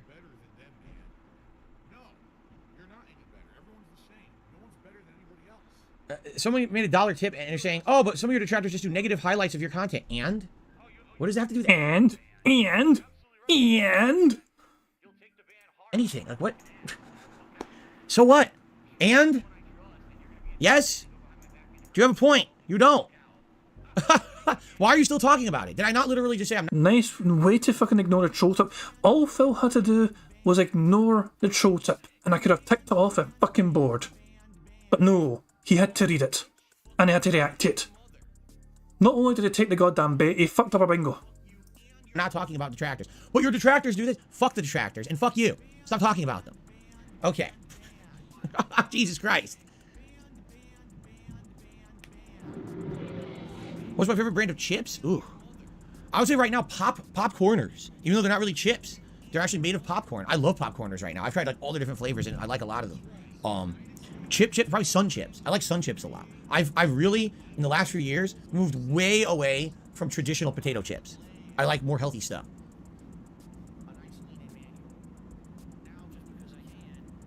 The Wolverine figure behind me is a gift. This is the extra large edition. I never had this one as a kid. I had the regular size. This is the super extra large edition Wolverine, and he stands out on stream, so shout out to the person who donated him so I could have him as part of my streams, because the little one was probably too small to even be seen. Yeah, Nico, see, here's the thing. Too many people in the modern world have forgotten something called common courtesy. Like, legally, right now, I could react to any content on the internet I want because a judge ruled that it's legal. Now, people have the right to claim that content if they want. That's fine. But legally, as long as I'm making a transformative work, I could comment pretty much on anything. All right? It's fair use according to a judge who had a legal ruling about this. Does that mean that it's okay for me to just do it? I mean, I don't think so. I think you should at least make an effort, right? To reach out and say to a content creator, hey, I know this is your hard work. I know this is something you put a lot of time and effort into. Would it be all right? Money, money, yeah, yeah. Money, money. Oh, money, money, yeah, yeah. Money, money. Thank you very much to Black Mage for a super chat. It says, meanwhile, Cat has become a potato. Yeah, Phil's fucking love potato chips. He's like, what's your favourite fucking brand of potato chips? And Phil's like, I love popcorn. Meanwhile, fucking Cat has become a potato. The devourer of all fucking potatoes. Keep her away from Ireland. That's a random old political reference, I'm sorry, but still, just keep that fucking mare away from Ireland. I mean, I don't think so. I think you should at least make an effort, right? To reach out and say to a content creator, hey, I know this is your hard work. I know this is something you put a lot of time and effort into. Would it be all right if I reacted to it? And if someone honestly said no, I probably wouldn't do it. I mean, legally, them saying no means nothing. I could still react to it legally. But I might just say, you know, if someone really didn't want me to do it, they felt like it would put a negative attention on their content, or they feel like I wouldn't do a good job, then I probably wouldn't do it. Just on the premise of common courtesy, right? Like, for example, if you remember last year, one of the main things you guys asked me to react to was anything regarding Low Tier God. You reached out to me and you said, Phil, would you react to a documentary about Low Tier God? And I went out of my way to ask that guy behind the scenes, do you feel if there's any documentaries out there that are fair to you? And he said, no. Did you ask Pro Jared though? This is the exact same scenario. This is the precise same scenario. Have you asked Pro Jared yes or no? I don't think so. I've seen them and they're all unfair. They all put me in a negative light. A lot of them actually seem to dox private information about me that I never wanted on the internet. And therefore, I don't think, you know, it wouldn't be right. And I said, all right, fair enough. If that's what you feel, the last thing I would want to do is railroad the train wreck further and make you get even more hurt by this shit. So that's why I've never done it, you know? So, you know, I'm not going to. Unless someone can say to me, yeah, here's something that actually is really factual and, you know, it's not harmful to the guy. You know what I mean? Would I let another streamer react to me if they asked? Likely yes. Why not? Listen, it's now been proven in a court of law that you can react to content on the internet, right? There's a legal case about it. So I can't stop you from reacting. What I would say is, though, reacting to my content is different than reacting to detractor content. It's completely different. In one case, you're reacting to stuff I literally said and did publicly right here on a stream, in context, versus complete fabrication nonsense out of context. You know? There's a big difference there, you know? Reacting to a detractor video about me is not reacting to Darkside Phil. That's not. That's actually a lie. You're not reacting to me if you're reacting to them. You're reacting to their hateful content about me. That's a whole different animal. You see what I'm saying? No. I think you're talking pish, Phil. I love how Phil fucking seems to fucking pretend that all the fucking big, massive detractor content has been like fucking fabricated clips have been highly edited to fucking make Phil say and do horrible things. Like, according to Phil's like trying to paint some fucking picture that he was like fucking the person that assassinated JFK, even though he wasn't even born yet and all that shit. Fuck off, Phil. We're not doing that. We're fucking basically just fucking, you know, you say or do something dumb, we talk about it, we make a video, and we show that for the world to fucking see. Because trying to fucking go to your channel to fucking see it is impossible, because your fucking content is not digestible in any fucking way whatsoever. We make it digestible, we make it consumable, because we fucking make it easy to fucking find. When you do and say stupid shit, we highlight for the world to fucking see. The world fucking catches on to it, they talk about it, and you get pissed off because I'm not going to your channel to fucking talk about it, because how the fuck are they meant to fucking find it on your goddamn channel when it's fucking buried in a fucking 3-hour goddamn live stream? Alright, William, I'll see you later. Thanks for the super chats this morning.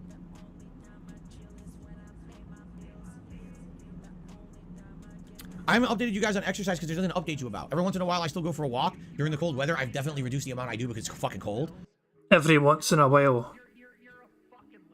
I mean, I wonder, is that once a month, Phil? Alright, but, you know, once it gets warmer, I will like... Money, yeah, yeah. Money, money. Oh, money, money. Yeah, yeah. Money, money. Thank you very much to Black Mage for a super chat. He says, thanks for these daily podcast reacts. No problem. No, he says, thanks for these daily podcast reacts, Droog. No problem, Black Mage. I just wanted to make sure I read the whole fucking thing, Droog, as well. But yeah, no problem, Black Mage. I'm happy to do it, you know what I mean? Like I said, I've given myself, as well as Phil's day off, I also give myself Saturdays off, so I've got Saturdays to myself. Especially, I've just started this week going back to the office to go into work. So I used to be working from home all this time. This week, I've started going back into the office. And it's amazing how much, you know, like travelling. It's just get. You have to wake up like an hour and a half earlier to also fucking get ready and actually go out to fucking work and get in a bus, then go into the fucking city centre and go, and then it's also travelling back as well.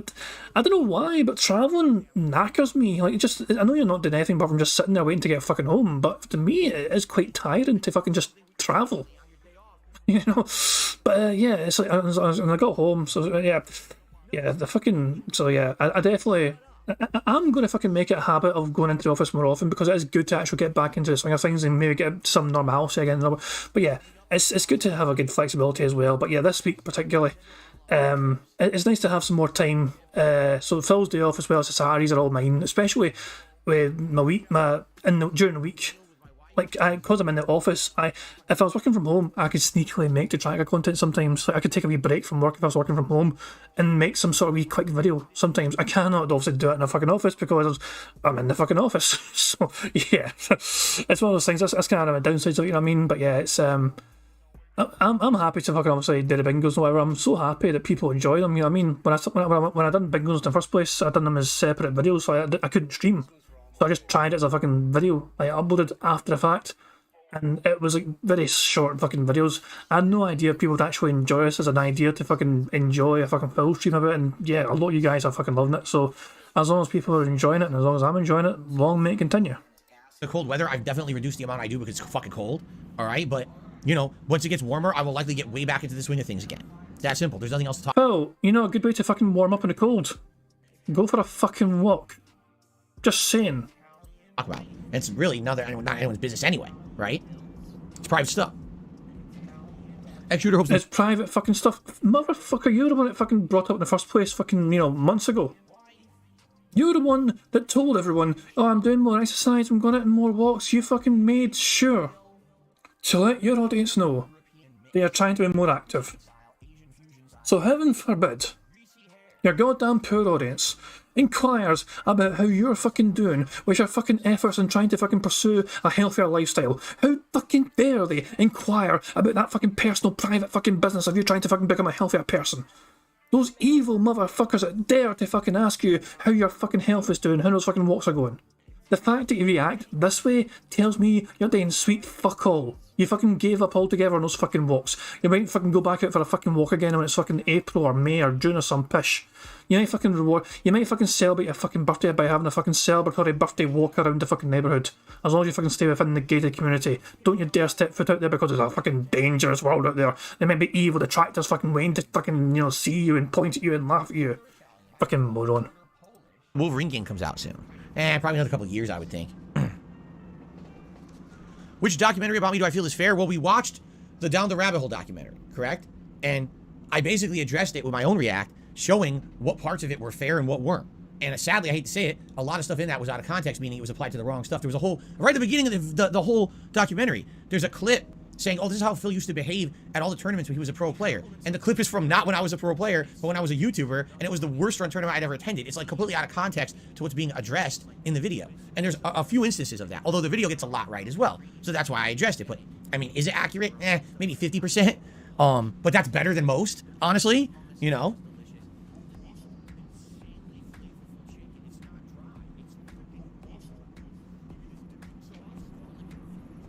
I don't know if I'll ever return to free weights. Maybe I would at some point.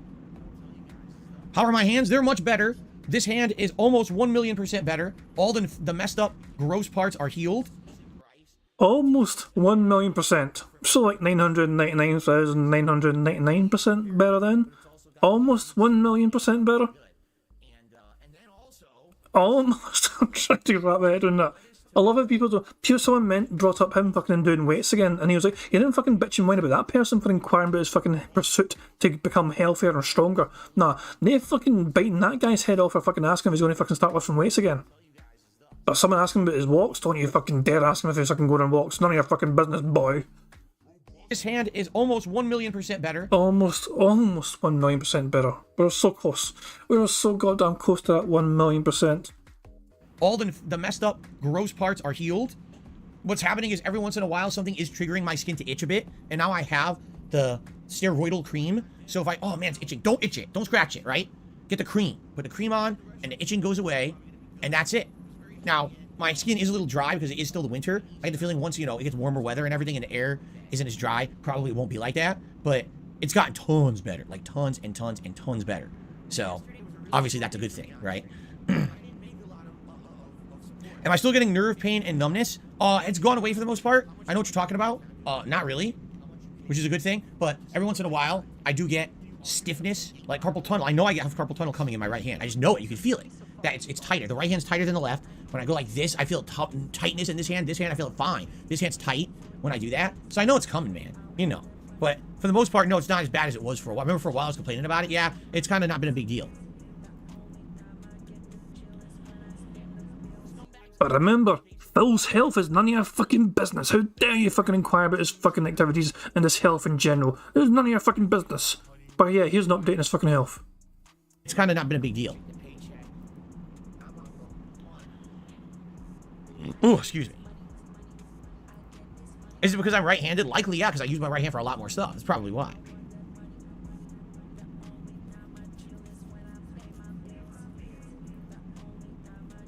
All right, last couple questions, guys, before we get started. Just a quick reminder, since we're ending the pre-stream, all right, thank you to everyone who chilled with me. Remember, all the great ways you can support this channel. Like. But Phil, you said it's not a pre-stream, it's a podcast. Why did you call it a pre-stream when it's a fucking podcast? Pre-stream, all right. Thank you to everyone who chilled with me. Remember, all the great ways you can support this channel. Liking the stream, leaving comments on the on-demand videos and liking the on-demand videos, but also talking with me on the live stream. It's all engagement. All that stuff's amazing and helps the channel. Super chats, super stickers, memberships, gifted memberships, tips, all appreciated. It's really the only way I make a living. This is a premiere stream. It would be great to get some support for the premiere stream of a new game. Always, you know, always a big thing. Memberships today would be huge. Today is essentially the last day to hit our members' goal. If we don't, we're going to have a giant member bomb, you know, expiring. And then sadly, we're likely not hitting the members' goal for the month. So today would be the big chance, last hurrah, Hail Mary, to hit the members' goal for the day. If you were thinking of supporting this channel via gifted memberships, now would be the time to do it. We're going to have way more people on streams today because it's a double new release day. All right, so please consider it and thank you. I feel so annoyed that he has not said rally. I really thought he would have said rally. He's been really fucking pushing that word a lot lately, I feel, you know what I mean? So I thought it was a shoo-in for him to fucking say, let's hope for people who can rally fucking support and all that shit. I really was expecting it. So I do apologise for picking up a centre square. That was on me, that's my fault.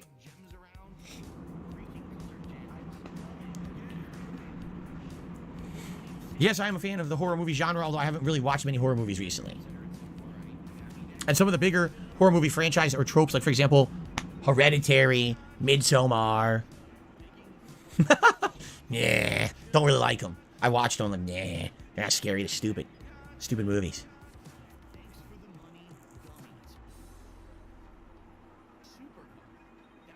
All right. I guess let's do it, guys. Thank you so much. Thank you for watching. Let's jump into Like a Dragon Ishin. But as we adjourn, the one thing I would like you to do is please sit back and relax. Settle in. No. To a nice, No. a nice, you know, just let all your stresses out. No. Because, ladies and gentlemen, we're about to have a very... No. I'm skipping. Not seen the layout of this game at all. I have no clue where to put the leaderboard. I have no clue where to put my camera. That's all stuff we'll have to adjust on the fly here while we play for the very first time. So please be patient. If I boot up the game and half the screen's blocked, I'll do my best to adjust that, okay? Oh, he's not going to have a break Okay. or anything. He's just going to go straight into it. Okay. We're gonna end very soon. Find out. Was there any sound? Did you guys hear any sound? Let's see if there's any game audio. If not, we'll have to restart the console again. This console been having a weird problem with no sound. Oh, there we go. We got sound. Cool. Woo! Well, it's been a while since we played a game from Like a Dragon. It's been a long time since we played a game from the Like a Dragon studio, right? Wasn't the last one Yakuza 7, right? So here we go. Like a Dragon Ishin, spin-off game. What would happen if our familiar cast of Yakuza... I'm not sure if he's recording yet. I think this might have been him recording here. Hold on. I feel like this may have been him starting record mode here. See what you think. There. Well, it's been a while. See, as soon as he clicks there, you know, it feels like he starts recording. But because he started like this... Since we played a game from That absolute fucking butcher of that guy's fucking name, you know what I mean? So that's why I wasn't sure if he fucking started yet, but Phil often does start recording these fucking brand new gameplays right early on. He has no gameplay to fucking get into to fucking, you know, so yeah. It looks like this is definitely game over, so yeah. Sadly, that will be the end of Bingo. We were so close to a couple of free squares. It was one burp away from a free space and 2 snorts away from a free space as well. Didn't happen. We ended up being 5 away. Phil did not get a membership he required, at least not yet. And if Phil does not get them during this goddamn playthrough throughout the day or throughout the night stream, then there's a very good chance that Phil is not going to hit the 550 members he requires to do that members goal. But however though, Phil might move the goalposts, and that is going to be a chance for us to get a free space on Thursday's Bingo. Phil will not be here tomorrow, neither will I. We're both off, well, I'll say, but I'm working tomorrow. I'm not got a fucking day off, you know what I mean? I've got a day off from fucking Bingo, but I'm still going to fucking work. But yeah, guys, thank you very much for joining me for tonight's Bingo. I do appreciate it. Thank you for, you know, coming along. Thank you for talking away in the chat. You guys are always a fucking blast to talk to, honestly, man. And you guys are so supportive as well. I'm sorry it wasn't a full house, but maybe Thursday's Bingo, we can get a full house and I can give back to you guys. It's been a wee while since we had a Bingo winner, you know what I'm saying? So it'd be good for me to be able to give back to you guys because you guys are always so fucking supportive. And I don't like, it's one of those things where as nice as it is to fucking receive money, I like to give back to you guys as well when I fucking can, you know what I'm saying? So yeah, hopefully Thursday will be a fucking winning bingo card full of fucking Phil antics and we'll see him be a massive fucking hypocrite where he fucking changes and moves the goalpost to fucking suit his own membership goal needs. Because it's very hard to see Phil maintain 550 members as a fucking target when he's going to be below 400 members. He's going to be like 390 or something, or 380. That is a simple fact of the situation. When Phil comes back on Thursday, he is going to have a goal looking like it's, unless he fucking changes it straight away, it'll be like something like 390 out of 550. It's going to be beautiful to fucking see if that happens. But yeah, I am going to end, and that's the thumbnail by the way, that's the next thumbnail. Fucking spoiler alert, that's the fucking thumbnail you'll fucking see waiting for fucking Thursday's fucking stream. Jesus Christ, man. Guys, I'm sure there's going to be great detractor content to enjoy tomorrow in some capacity. It's Wednesday, so I'm sure that being said, we'll have something planned as well, you know what I mean? So you guys can enjoy some stuff there. And also keep an eye out as well for our detractors. Maybe have wee streams planned. Raven might have something planned. I imagine maybe in the morning for the kind of Europeans. I don't know. I'm guessing, but I don't know. But yeah, keep a wee eye out for what people are doing and everything else. And yeah. I'm going to end things how I always end things on this bingo shenanigans. Going to end it with playing a wee video made by the excellently talented Pixar Animations. It's Notorious PIG Contributions. And I really should go full screen for I don't usually fucking keep it in the wee bingo screen, so there you go. But yeah, guys, once again, thank you very much for joining me for some bingo and shenanigans. I really do appreciate you all being here, and I do hope you all have a fun time as well. And yeah, fingers crossed Thursday we get a full house and I can give back to you guys, you know. But yeah. enjoy Phil's day off. Enjoy whatever you end up doing tomorrow, whether it's enjoying our detractor content or just fucking having a wee detox day or whatever. Whatever is good for you. And I'll see you on Thursday for some more shenanigans. Until then, enjoy this amazing wee video and have a good one, guys. I'll catch you all later. Thanks again. Peace out. On September 14th, a pre-authorized payment of $16.51 from PayPal.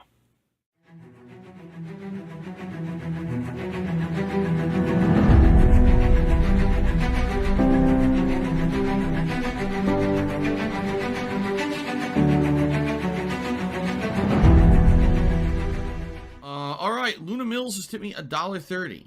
It says, "I'm back. What's your favorite type of shower?" When you're showered in money. When you go outside and all of a sudden greenbacks start falling from the sky and you raise your face up, you're like, oh, you start dancing, you go, oh, money, money, yeah, yeah. All right, I don't know what the hell you're talking about, but thank you for the first tip of the day.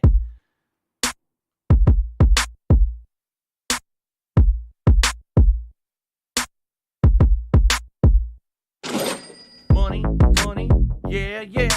Money, money, oh, money, money, yeah, yeah. Money, money, money, money, yeah, yeah. Money, money, oh, money, money, yeah, yeah. These contributions are mandatory. Money, money, yeah, yeah. Money, money, oh, money, money, yeah, yeah. Money, money, money, money, yeah, yeah. Money, money, oh, money, money, yeah, yeah. These contributions are mandatory.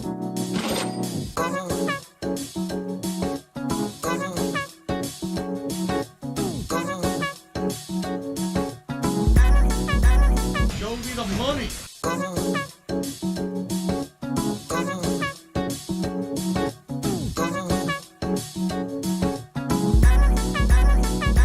Free. Money, money, yeah, yeah. Money, money, oh, money, money, yeah, yeah. Money, money, money, money, yeah, yeah. Money, money, oh, money, money, yeah, yeah. These contributions are mandatory. And it's gone. Just gone like that. In an instant. Fucking gone.